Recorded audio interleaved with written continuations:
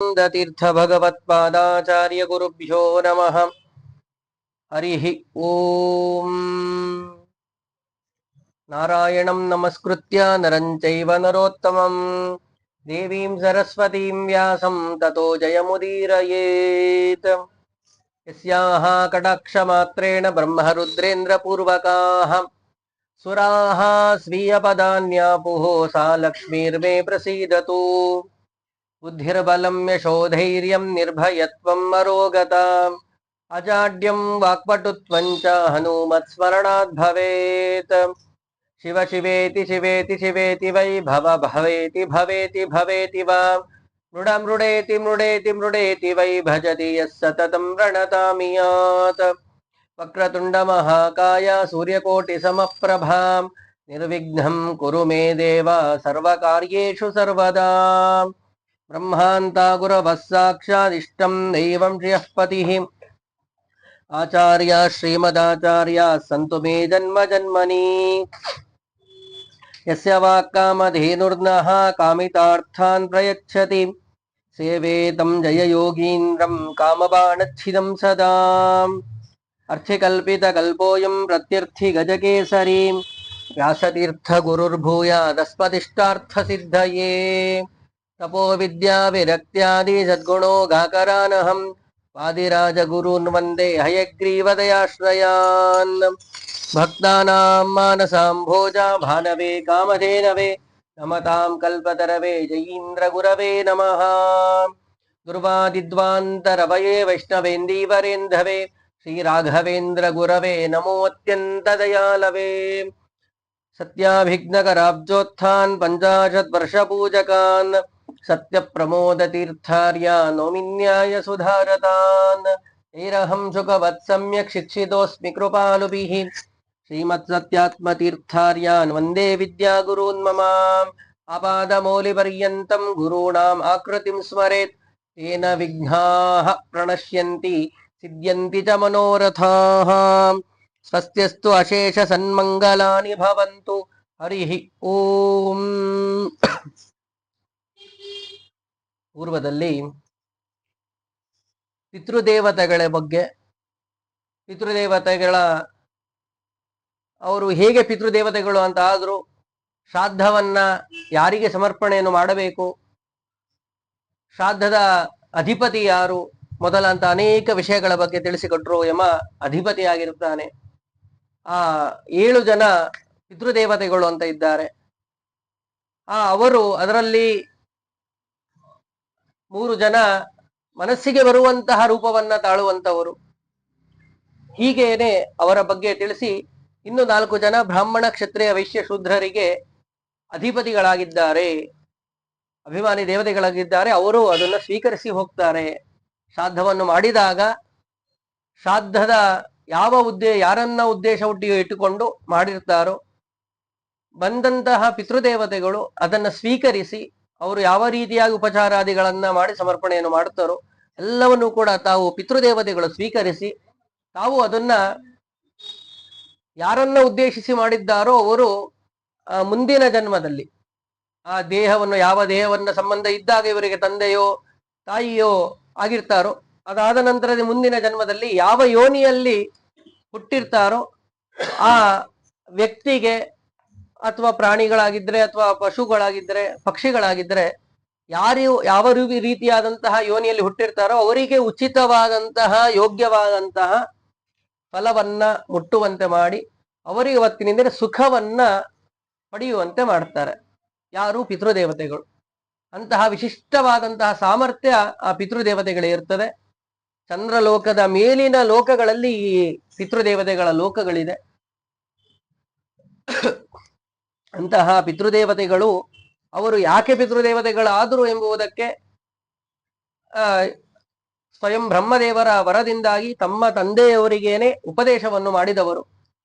ಬ್ರಹ್ಮದೇವರ ಮಕ್ಕಳು ಅವರು ಅಜ್ಞಾನದಿಂದಾಗಿ ಸ್ವಯಂ ತಮ್ಮ ಸ್ತೋತ್ರವನ್ನ ಅಹಂಕಾರವನ್ನ ಪಡೆದಿದ್ದರಿಂದಾಗಿ ತಮ್ಮ ಮಕ್ಕಳ ಹತ್ರ ಬ್ರಹ್ಮದೇವರ ಮಕ್ಕಳಿಗೆ ಬ್ರಹ್ಮದೇವರ ಆಜ್ಞೆ ಮಾಡ್ತಾರೆ, ನೀವು ಅಹಂಕಾರವನ್ನ ಮತ್ತು ಸ್ವಯಂ ನಿಮ್ಮ ಸ್ತೋತ್ರವನ್ನು ನೀವೇ ಮಾಡ್ಕೊಂತ ಇರೋದ್ರಿಂದಾಗಿ ಹೋಗಿ ನಿಮ್ಮ ಮಕ್ಕಳ ಹತ್ರ ಜ್ಞಾನವನ್ನು ಪಡೆಯಿರಿ ಅಂತ ಹೇಳಿದ್ರೆ ಅವರು ಆಗ ಹೇ ತಂದೆಯವರೇ ಅಂತೇಳಿ ಸಂಬೋಧನೆ ಮಾಡುವುದು ಬಿಟ್ಟು ಹೇ ಮಕ್ಕಳೇ ಅಂತೇಳಿ ಸಂಬೋಧನವನ್ನು ಮಾಡಿ ಆ ಜ್ಞಾನವನ್ನ ಉಪದೇಶವನ್ನು ಮಾಡಿದ್ರು.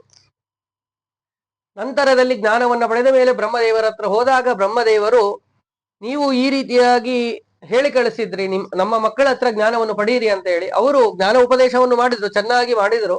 ಆದ್ರೆ ಪ್ರಾರಂಭದಲ್ಲಿ ಸಂಬೋಧನ ಅಂದ್ರೆ ಕರೆಯುವಾಗ ಹೇ ತಂದೆಯವರೇ ಅಂತ ಕರೀಲೇ ಇಲ್ಲ, ಹೇ ಮಕ್ಕಳೇ ಅಂತ ಕರೆಯುದ್ರು ಅಂತ ಕೇಳಿದಾಗ ಸರ್ವತಾ ತಪ್ಪಿಲ್ಲ. ಜ್ಞಾನವನ್ನ ಯಾರು ಉಪದೇಶವನ್ನು ಮಾಡುತ್ತಾರೋ ಅವರು ತಂದೆಯ ಸ್ಥಾನದಲ್ಲಿ ಕೊಡುವುದಕ್ಕೆ ಅತ್ಯಂತ ಯೋಗ್ಯರಾಗಿರ್ತಾರೆ.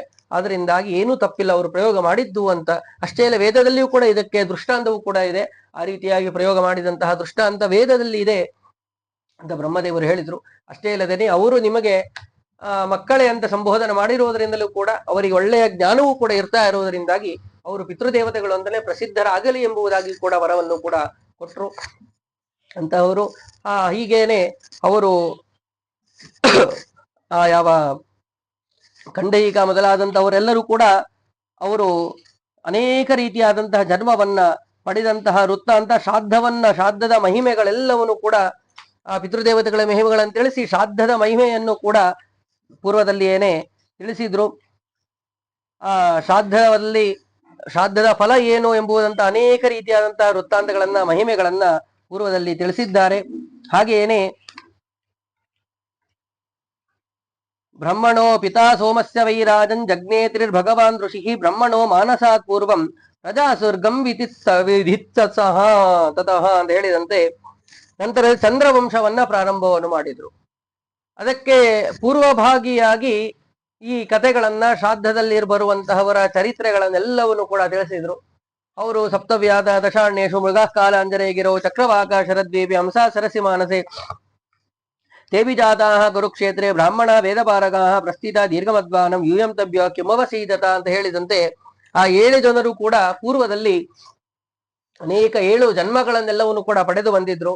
ಮೊದಲಿಗೆ 7 ಜನ ವ್ಯಾಧರಾಗಿ ಬೇಡರಾಗಿ ಹುಟ್ಟಿದ್ರು. ನಂತರದಲ್ಲಿ ದಶಾಣವ ಕ್ಷೇತ್ರದಲ್ಲಿ ನಂತರ ಜಿಂಕೆಯಾಗಿ ಹುಟ್ಟಿದ್ರು. ನಂತರ ಅಲ್ಲಿ ಕಾಲಾಂಜರ ಪರ್ವತದಲ್ಲಿ ಶರದ್ವೀಪದಲ್ಲಿ ಚಕ್ರವಾಕ ಪಕ್ಷಿಗಳಾಗಿ ನಂತರದಲ್ಲಿ ಹಂಸ ಪಕ್ಷಿಯಾಗಿದ್ರು. ಹಂಸ ಪಕ್ಷಿ ಆದಾಗ ಅದರಲ್ಲಿ ಇಬ್ಬರು ನಾನು ರಾಜನನ್ನ ನೋಡಿ ನಾನೂ ರಾಜನಾಗಬೇಕು ಅಂತ ಅಪೇಕ್ಷೆ ಪಟ್ಟ, ಇಬ್ಬರು ಮಂತ್ರಿಗಳಾಗಬೇಕು ಅಂತ ಅಪೇಕ್ಷೆ ಪಟ್ರು.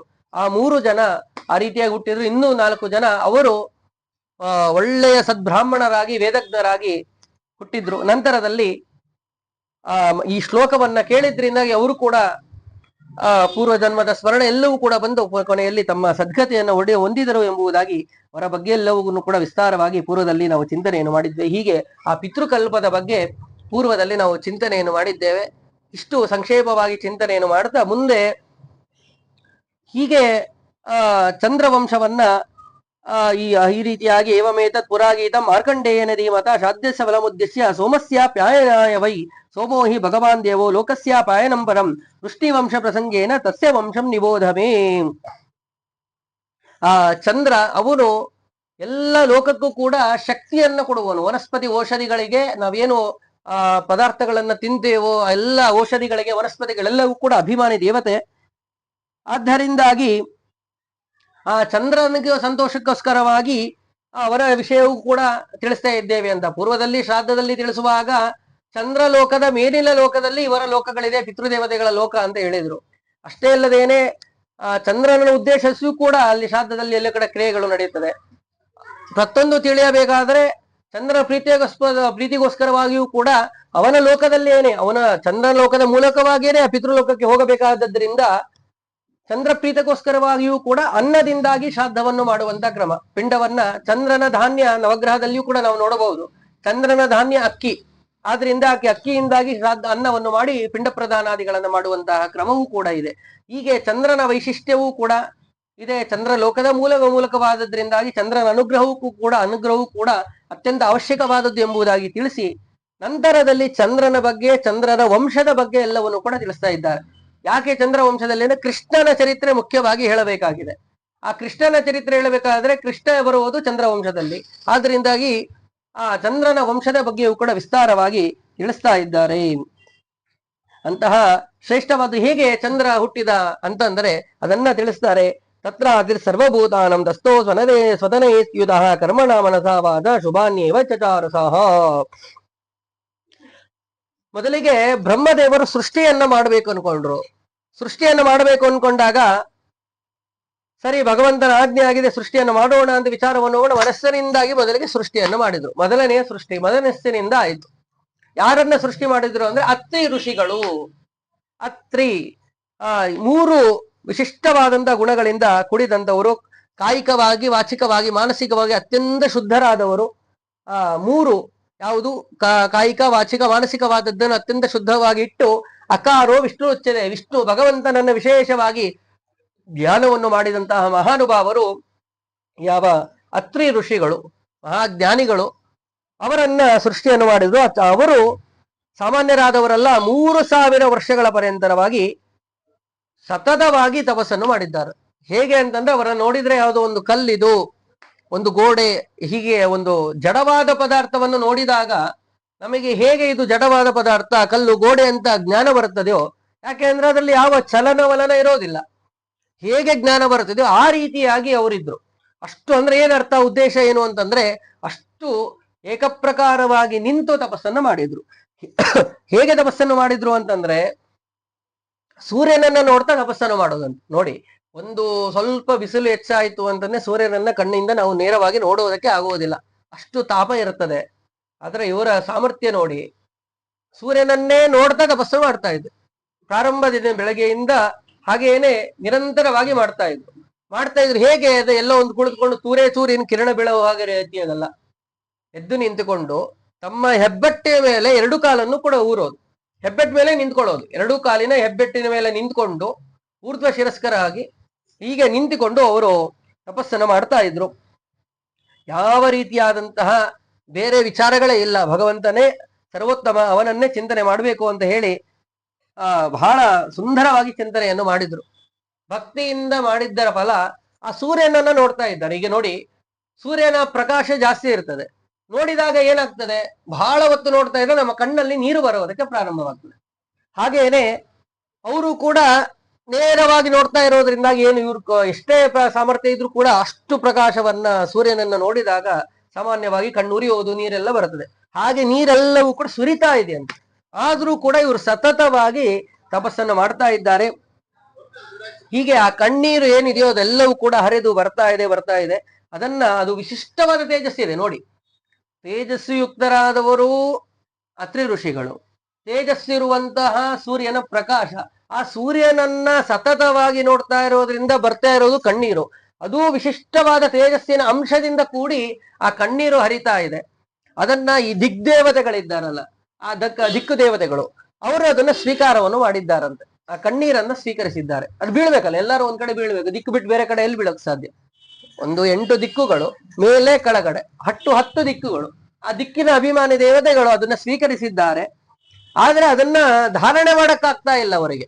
ನೋಡಿ ಎಷ್ಟು ಸಾಮರ್ಥ್ಯ, ಇವರು ದೇವತೆಗಳು, ದೇವತೆಗಳು, ದಿಕ್ಕಿಗಳಿಗೆ ಅಭಿಮಾನಿ ದೇವತೆಗಳು.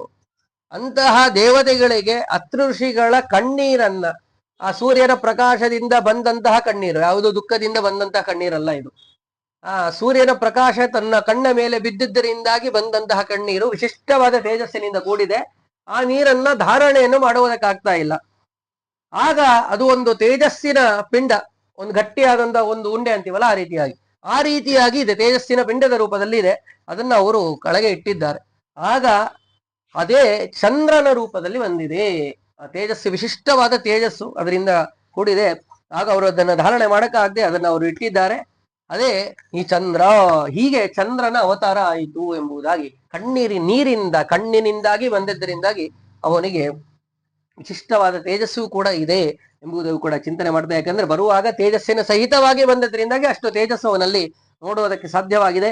ನಂತರ ಪತಿತಂ ಸೋಮಮಾಲೋಕ್ಯ ಬ್ರಹ್ಮಲೋಕ ಪಿತಾಮಹ ರಥಂ ಆರೋಪಯಾಮಾಸ ಲೋಕಾನಂ ಹಿತಕಾಮ್ಯಯ.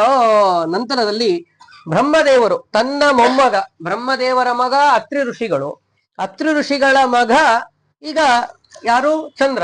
ಆದ್ರಿಂದಾಗಿ ಬ್ರಹ್ಮದೇವರ ಮೊಮ್ಮಗನನ್ನ ನೋಡಿ ಬ್ರಹ್ಮದೇವರಿಗೆ ಬಹಳ ಪ್ರೀತಿ ಆಯ್ತಂತೆ.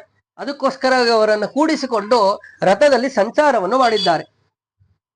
4 ವೇದಗಳನ್ನು ಕೂಡ ಉಚ್ಚಾರಣೆಯನ್ನು ಮಾಡ್ತಾ ಅವರಿಗೆ ವಿಶೇಷವಾಗಿ ಶಕ್ತಿಯನ್ನ ತುಂಬುತ್ತಾ ಇದ್ದಾರೆ ಬ್ರಹ್ಮದೇವರು. ಸಂಚಾರವನ್ನು ಮಾಡ್ತಾ ಇದ್ದಾರೆ. ಹೇಗೆ ಸಂಚಾರ ಮಾಡಿದ್ದಾರೆ ಅಂದ್ರೆ ತ್ರಿಸಪ್ತ ಕೃತ್ವಾಹ ಅಂತ, ನಾವು ಪರಶುರಾಮ ದೇವರ ಚರಿತ್ರೆಯಲ್ಲಿ ಕೇಳ್ತೀವಿ, 21 ಬಾರಿ ಅವರು ಭೂಮಂಡಲವನ್ನು ಸಂಚಾರವನ್ನು ಮಾಡಿ ಕ್ಷತ್ರಿಯರನ್ನೆಲ್ಲರನ್ನು ಕೂಡ ನಾಶವನ್ನು ಮಾಡಿದ್ರು. ಅದರಲ್ಲೂ ಕೂಡ ವಿಶೇಷವಾಗಿ ದುಷ್ಟ ಕ್ಷತ್ರಿಯರನ್ನ ನಾಶವನ್ನು ಮಾಡಿದ್ರು ಎಂಬುದಾಗಿ ನಾವು ಕೇಳ್ತೇವೆ.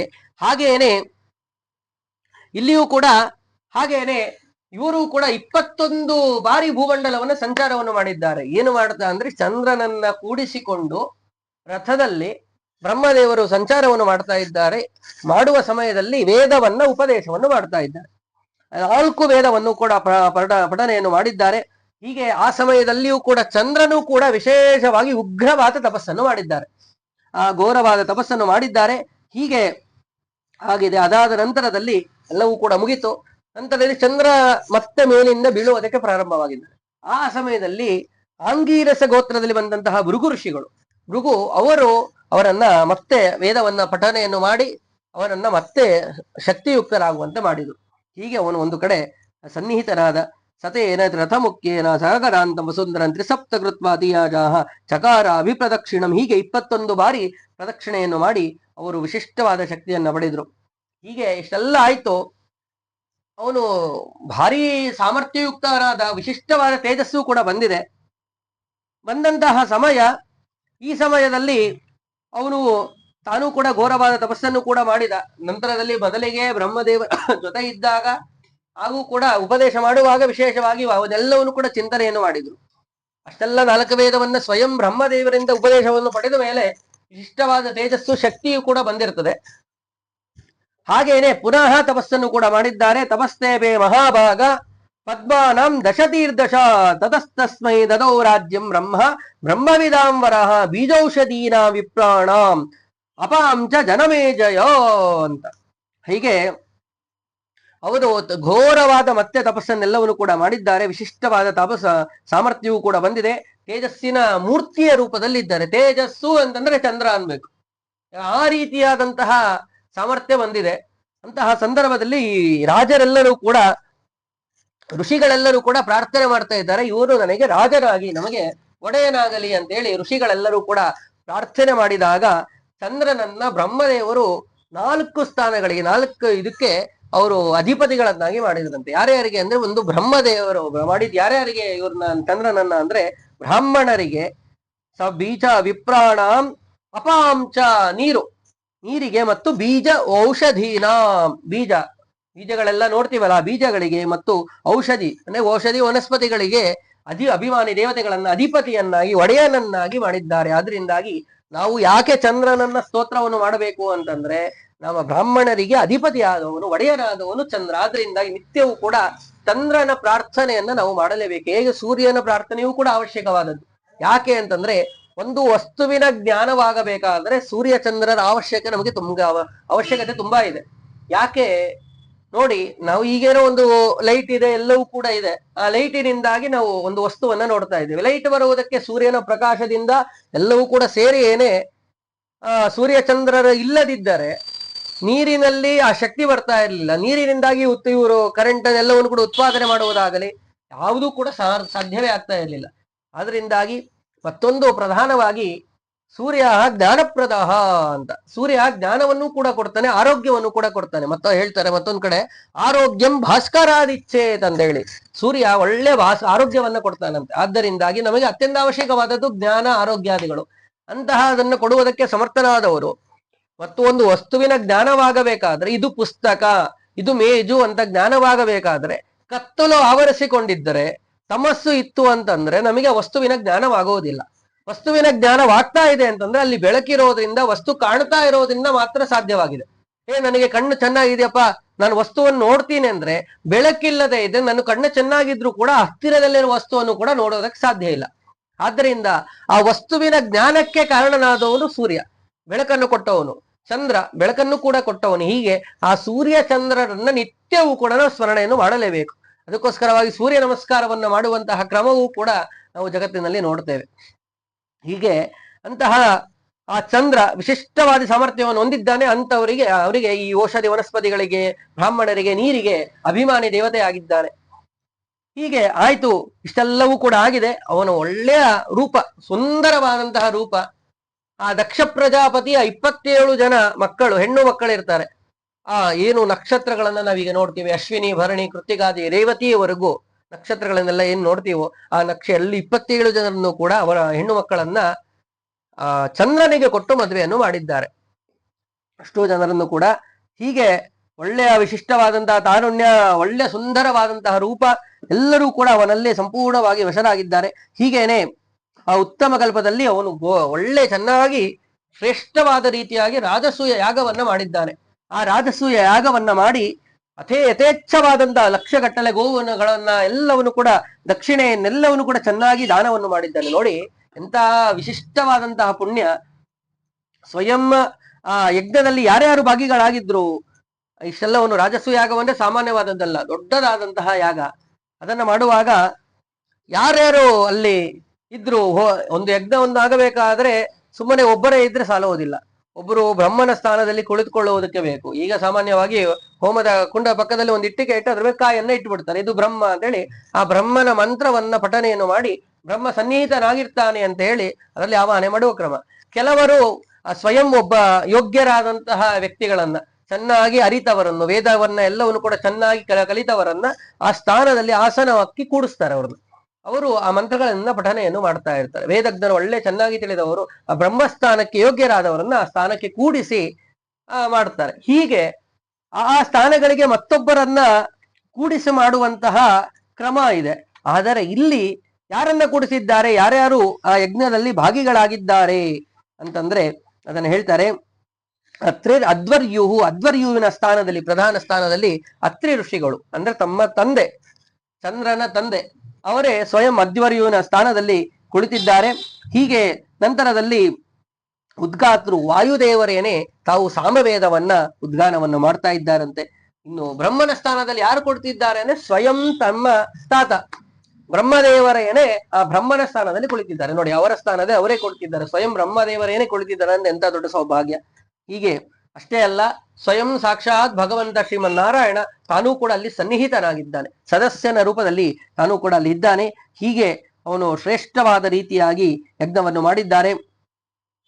ಹೀಗೆ ಮಾಡಿ ಆ ಹೋತೃವಿನ ಸ್ಥಾನದಲ್ಲಿಯೂ ಕೂಡ ಭೃಗು ಋಷಿಗಳು ಹೀಗೆ ಎಲ್ಲರೂ ಕೂಡ ಇದ್ದು ಸನ್ನಿಹಿತರಾಗಿ ಯಥೇಚ್ಛವಾದಂತಹ ಯಜ್ಞಾದಿ ದಕ್ಷಿಣಾದಿಗಳನ್ನೆಲ್ಲವನ್ನು ಕೂಡ ಕೊಟ್ಟು ದಾನವನ್ನು ಮಾಡಿ ವಿಶಿಷ್ಟವಾದ ರೀತಿಯಾಗಿ ಆ ದೇವ ಗಂಧರ್ವರಿಂದೆಲ್ಲರಿಂದಲೂ ಕೂಡ ಚೆನ್ನಾಗಿ ಹೊಗಳಿಸಿಕೊಂಡಂತಹ ವ್ಯಕ್ತಿ ಯಾವ ಚಂದ್ರ.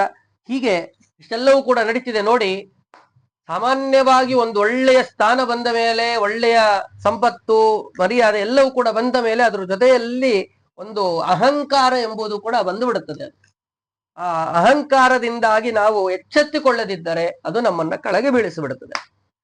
ಹಾಗೇನೆ ಇವನಿಗೂ ಕೂಡ ಯಥೇಚ್ಛವಾದಂತಹ ಒಳ್ಳೆಯ ಸೌಂದರ್ಯ, ಒಳ್ಳೆಯ ರೂಪ, ಒಳ್ಳೆಯ ಅಧಿಕಾರ, ಒಳ್ಳೆಯ ಸಂಪತ್ತು ಎಲ್ಲವೂ ಕೂಡ ಬಂದಿದೆ.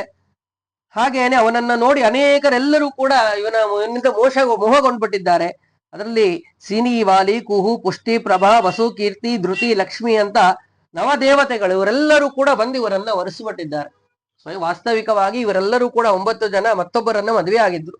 ಯಾರು?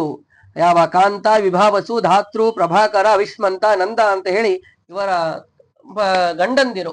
ಅವರನ್ನ ಬಿಟ್ಟು ಇವರಲ್ಲಿ ಮೋಹಗೊಂಡು ಅವರೆಲ್ಲರೂ ಕೂಡ ಬಂದು ಚಂದ್ರನನ್ನೇ ಮೋಹಿಸುವ, ಅವರಲ್ಲೇನೆ ಇರ್ತೀವಿ, ನಿಮ್ಮನ್ನೇ ಮದುವೆ ಆಗ್ತೀನಿ ಅಂತ ಹೇಳಿ ಚಂದ್ರನ ಜೊತೆಯನ್ನೇ ಉಳಿದಿದ್ದಾರೆ.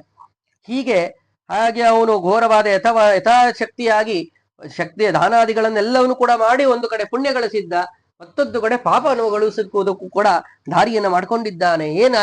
ಏನು ದಾರಿಯನ್ನು ಮಾಡ್ಕೊಂಡ ಅಂತಂದ್ರೆ ಬೃಹಸ್ಪತಿ ಸವೇ ಭಾರ್ಯಾಂ ತಾರಾಂ ನಾಮ ಯಶಸ್ವಿನೀಂ ಜಹಾರ ತರಸಾ ಸರ್ವಾನ್ ಅವಮತ್ಯ ಅಂಗಿರಸ್ಸುತೋನ್. ನೋಡಿ, ಇಷ್ಟೆಲ್ಲವೂ ಕೂಡ ಇದ್ದಾಗ ಪ್ರಾಮಾಣಿಕವಾಗಿ ತಪಸ್ಸು ಮೊದಲಾದವುಗಳನ್ನ ಮಾಡಿಕೊಂಡು ಚೆನ್ನಾಗಿ ಜೀವನವನ್ನು ಮಾಡಬೇಕು. ಆದರೆ ಬೃಹಸ್ಪತ್ಯಾಚಾರ್ಯರು, ಗುರುಗಳ ಯಾವ ದೇವತೆಗಳ ಗುರುಗಳು ಬೃಹಸ್ಪತ್ಯಾಚಾರ್ಯರು, ಮಹಾಜ್ಞಾನಿಗಳು, ತಪಸ್ವಿ ವರೆಣ್ಯರು, ಆ ಬೃಹಸ್ಪತ್ಯಾಚಾರ್ಯರ ಹೆಂಡತಿ ತಾರಾ ಅಂತ ಹೇಳಿ, ಆ ತಾರನ ಮೇಲೆ ಒಳ್ಳೆ ಸುಂದರವಾದಂತ ರೂಪವುಳ್ಳವಳು, ಅವಳನ್ನ ನೋಡಿ ಮೋಹಗೊಂಡಿದ್ದಾರೆ. ಅವಳನ್ನ ತನ್ನ ವಶ ಮಾಡಿಕೊಳ್ಳಬೇಕು ಅಂತ ಅಪೇಕ್ಷೆ ಪಟ್ಟಿದ್ದಾನೆ, ಅವಳ ವಶ ಮಾಡ್ಕೊಂಡಿದ್ದಾನೆ. ಆ ಸಮಯದಲ್ಲಿ ಅಂಗೀರಸ ಋಷಿಗಳ ಮಕ್ಕಳು ಎಲ್ಲರೂ ಕೂಡ ಅನೇಕ ರೀತಿಯ ಉಪದೇಶವನ್ನು ಮಾಡಿದ್ದಾರೆ. ಸರ್ವಥಾ ಈ ರೀತಿಯಾಗಿ ಮಾಡಬಾರದು, ಯೋಗ್ಯವಾದದ್ದಲ್ಲ, ದೇವತೆಗಳ ಗುರುಗಳಾದಂತಹ ಬೃಹಸ್ಪತ್ಯಾಚಾರ್ಯರ ಹೆಂಡತಿಯನ್ನ ನೀವು ಈ ರೀತಿಯ ವಶವನ್ನು ಮಾಡಿಕೊಳ್ಳುವುದು ಉಚಿತವಲ್ಲ ಅಂತ ಹೇಳಿ. ಅವಳು ಏನ್ ಬಲಾತ್ಕಾರವಾಗಿ ಅಲ್ಲ, ಅವಳು ಕೂಡ ಇವಳ ಸೌಂದರ್ಯವನ್ನ ಚಂದ್ರನ ಸೌಂದರ್ಯಕ್ಕೆ ಮೋಹಗೊಂಡ್ಬಿಟ್ಟಿದ್ದಾಳೆ. ಅವಳು ಕೂಡ ಯಾವ ರೀತಿಯ ವಿರೋಧ ಮಾಡ್ತಾ ಇಲ್ಲ. ಆದ್ರೆ ಋಷಿಗಳು ವಿರೋಧವನ್ನು ಮಾಡ್ತಾ ಇದ್ದಾರೆ. ಆದ್ರೆ ಅವನು ಅದರಿಂದಾಗಿ ಯಾವ ರೀತಿಯಾದಂತಹ ಎಚ್ಚರಗೊಳ್ಳಲಿಲ್ಲ. ನಂತರ ಬೃಹಸ್ಪತ್ಯಾಚಾರ್ಯರೇ ಸ್ವಯಂ ಬಂದಿದ್ದಾರೆ. ಅವರ ಮಾತಿಗೂ ಕೂಡ ಯಾವ ಬೆಲೆಯನ್ನು ಕೊಡಲಿಲ್ಲ. ಆ ಸಮಯದಲ್ಲಿ ಘೋರವಾದ ಯುದ್ಧವಾಗಿದೆ. ಇತ್ತ ಕಡೆಯಲ್ಲಿ ಚಂದ್ರನ ಜೊತೆ ಇವಳು ಬಂದ್ಬಿಟ್ಟಿದ್ದಾಳೆ, ಬೃಹಸ್ಪತ್ಯಾಚಾರ್ಯರ ಹೆಂಡತಿ. ಕಳಿಸುವುದಕ್ಕೆ ಸಿದ್ಧನಾಗಿಲ್ಲ. ಆಗ ಯುದ್ಧವಾಗಿದೆ.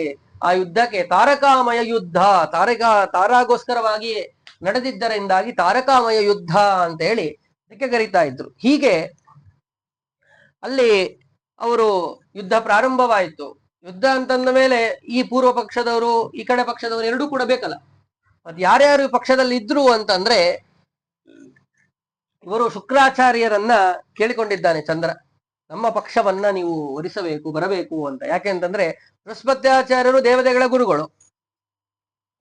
ಆದ್ರಿಂದಾಗಿ ದೇವತೆಗಳೆಲ್ಲ ಅವರ ಪಕ್ಷಕ್ಕೆ ಹೋಗ್ಬಿಡ್ತಾರೆ. ಆದ್ರಿಂದ ಮತ್ತೆ ದೇವತೆಗಳ ವಿರುದ್ಧರಾದವರಂದ್ರೆ ದೈತ್ಯರನ್ನ ಕೇಳ್ಬೇಕಂದ್ರೆ ಯಾರಿಗೆ ಕೇಳಬೇಕು? ಶುಕ್ರಾಚಾರ್ಯರಿಗೆ ಕೇಳಿದ್ರೆ ಆ ಕಾರ್ಯ ಆಗತ್ತೆ ಅಂತ ಹೇಳಿ ಶುಕ್ರಾಚಾರ್ಯರಲ್ಲಿ ಬಂದಿದ್ದಾನೆ ಚಂದ್ರ.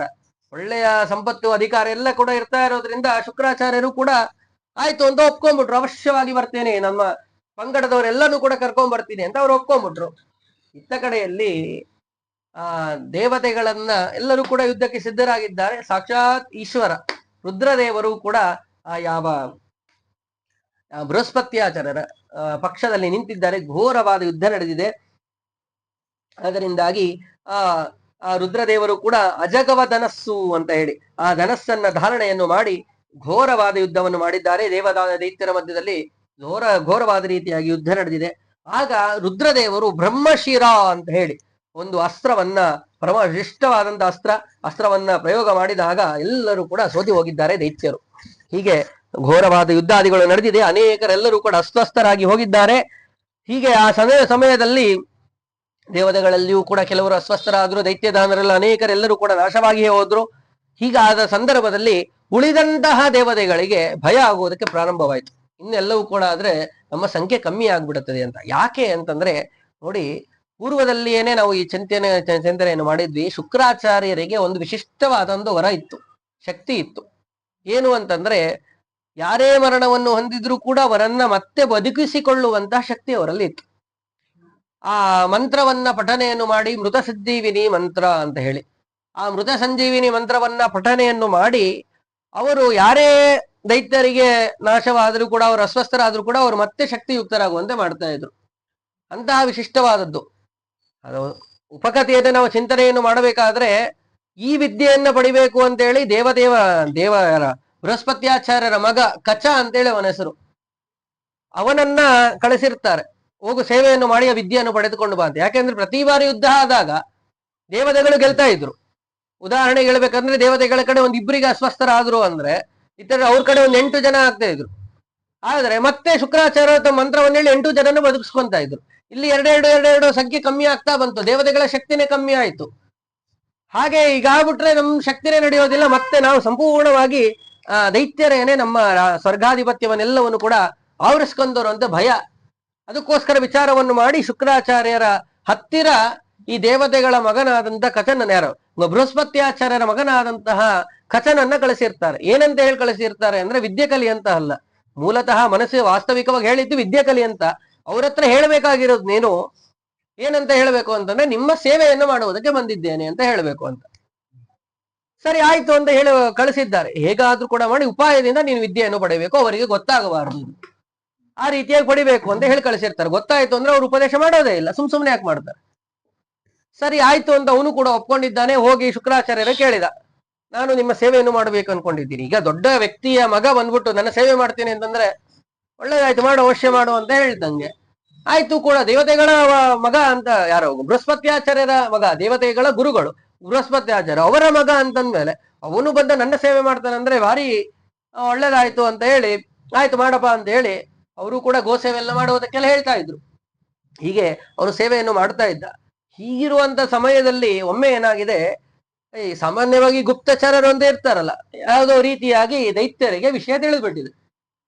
ಇವನು ಬಂದಿರುವುದು ಆ ಜ್ಞಾನವನ್ನ ಪಡೆಯುವುದಕ್ಕೆ, ಮಂತ್ರವನ್ನ ಪಡೆಯುವುದಕ್ಕೋಸ್ಕರವಾಗಿ ಬಂದಿದ್ದಾನೆ ಅಂತ ಹೇಳಿ ದೈತ್ಯರಿಗೆ ಗೊತ್ತಾಗ್ಬಿಡ್ತು. ನೇರವಾಗಿ ಶುಕ್ರಾಚಾರ್ಯರಿಗೆ ಹೇಳ್ಬಿಟ್ರೆ ಇದು ಮತ್ತೊಂದು ರೀತಿಯಾಗಿ ಮತ್ತೊಂದೇನೋ ಉಪಾಯ ಮಾಡಿಬಿಡ್ತಾರೆ. ಆದ್ರೆ ಇವನನ್ನೇ ನಾಶವನ್ನು ಮಾಡಿಬಿಟ್ರೆ ಆ ಸಮಸ್ಯೆನೇ ಬರುವುದಿಲ್ಲ. ಅದೇ ಅವರಿಗೆ ನೇರವಾಗಿ ಹೇಳೋದು ಬೇಡ, ಶುಕ್ರಾಚಾರ್ಯರಿಗೆ ಮತ್ತೊಂದು ರೀತಿಯಾಗಿ ಇವನನ್ನ ನಾಶ ಮಾಡೋಣ ಅಂತ ವಿಚಾರವನ್ನು ಮಾಡಿದ್ದಾರೆ. ಸರಿ ಅಂತ ಆಯ್ತು ಅಂತ ಒಪ್ಕೊಂಡ್ರು. ಅವರವರಲ್ಲೇ ಮಾತನಾಡ್ಕೊಂಡ್ರು. ಸರಿ ಅಂತ ಇವನು ನಿತ್ಯವೂ ಕೂಡ ಆ ಗೋಸೇವೆಯನ್ನು ಮಾಡೋಕೆ ಆಜ್ಞೆ ಮಾಡಿದ್ರು. ಗೋಸೇವೆಯನ್ನು ಮಾಡ್ತಾ ಇದ್ದ. ಹೀಗೇನೆ ಒಮ್ಮೆ ಗೋಸೇವೆಗೆ ಹೋಗಿದ್ದಾನೆ. ಹೀಗೆ ಬೆಟ್ಟಗಳಿಗೆ, ಕಾಡಿಗೆ ಹೋಗ್ಬೇಕಲ್ಲ, ಕರ್ಕೊಂಡು ಹೋಗಿದ್ದಾನೆ. ಬರುವಾಗ ಪ್ರತಿದಿನವೂ ಕೂಡ ಅದ್ರ ಜೊತೆನೆ ಬರ್ತಾ ಇದ್ದ. ಆದ್ರೆ ಒಂದು ದಿನ ಏನಾಗಿದೆ, ಎಷ್ಟು ಸಮಯ ಆದ್ರೂ ಕೂಡ ಮನೆಗೆ ಬಂದಿಲ್ಲ.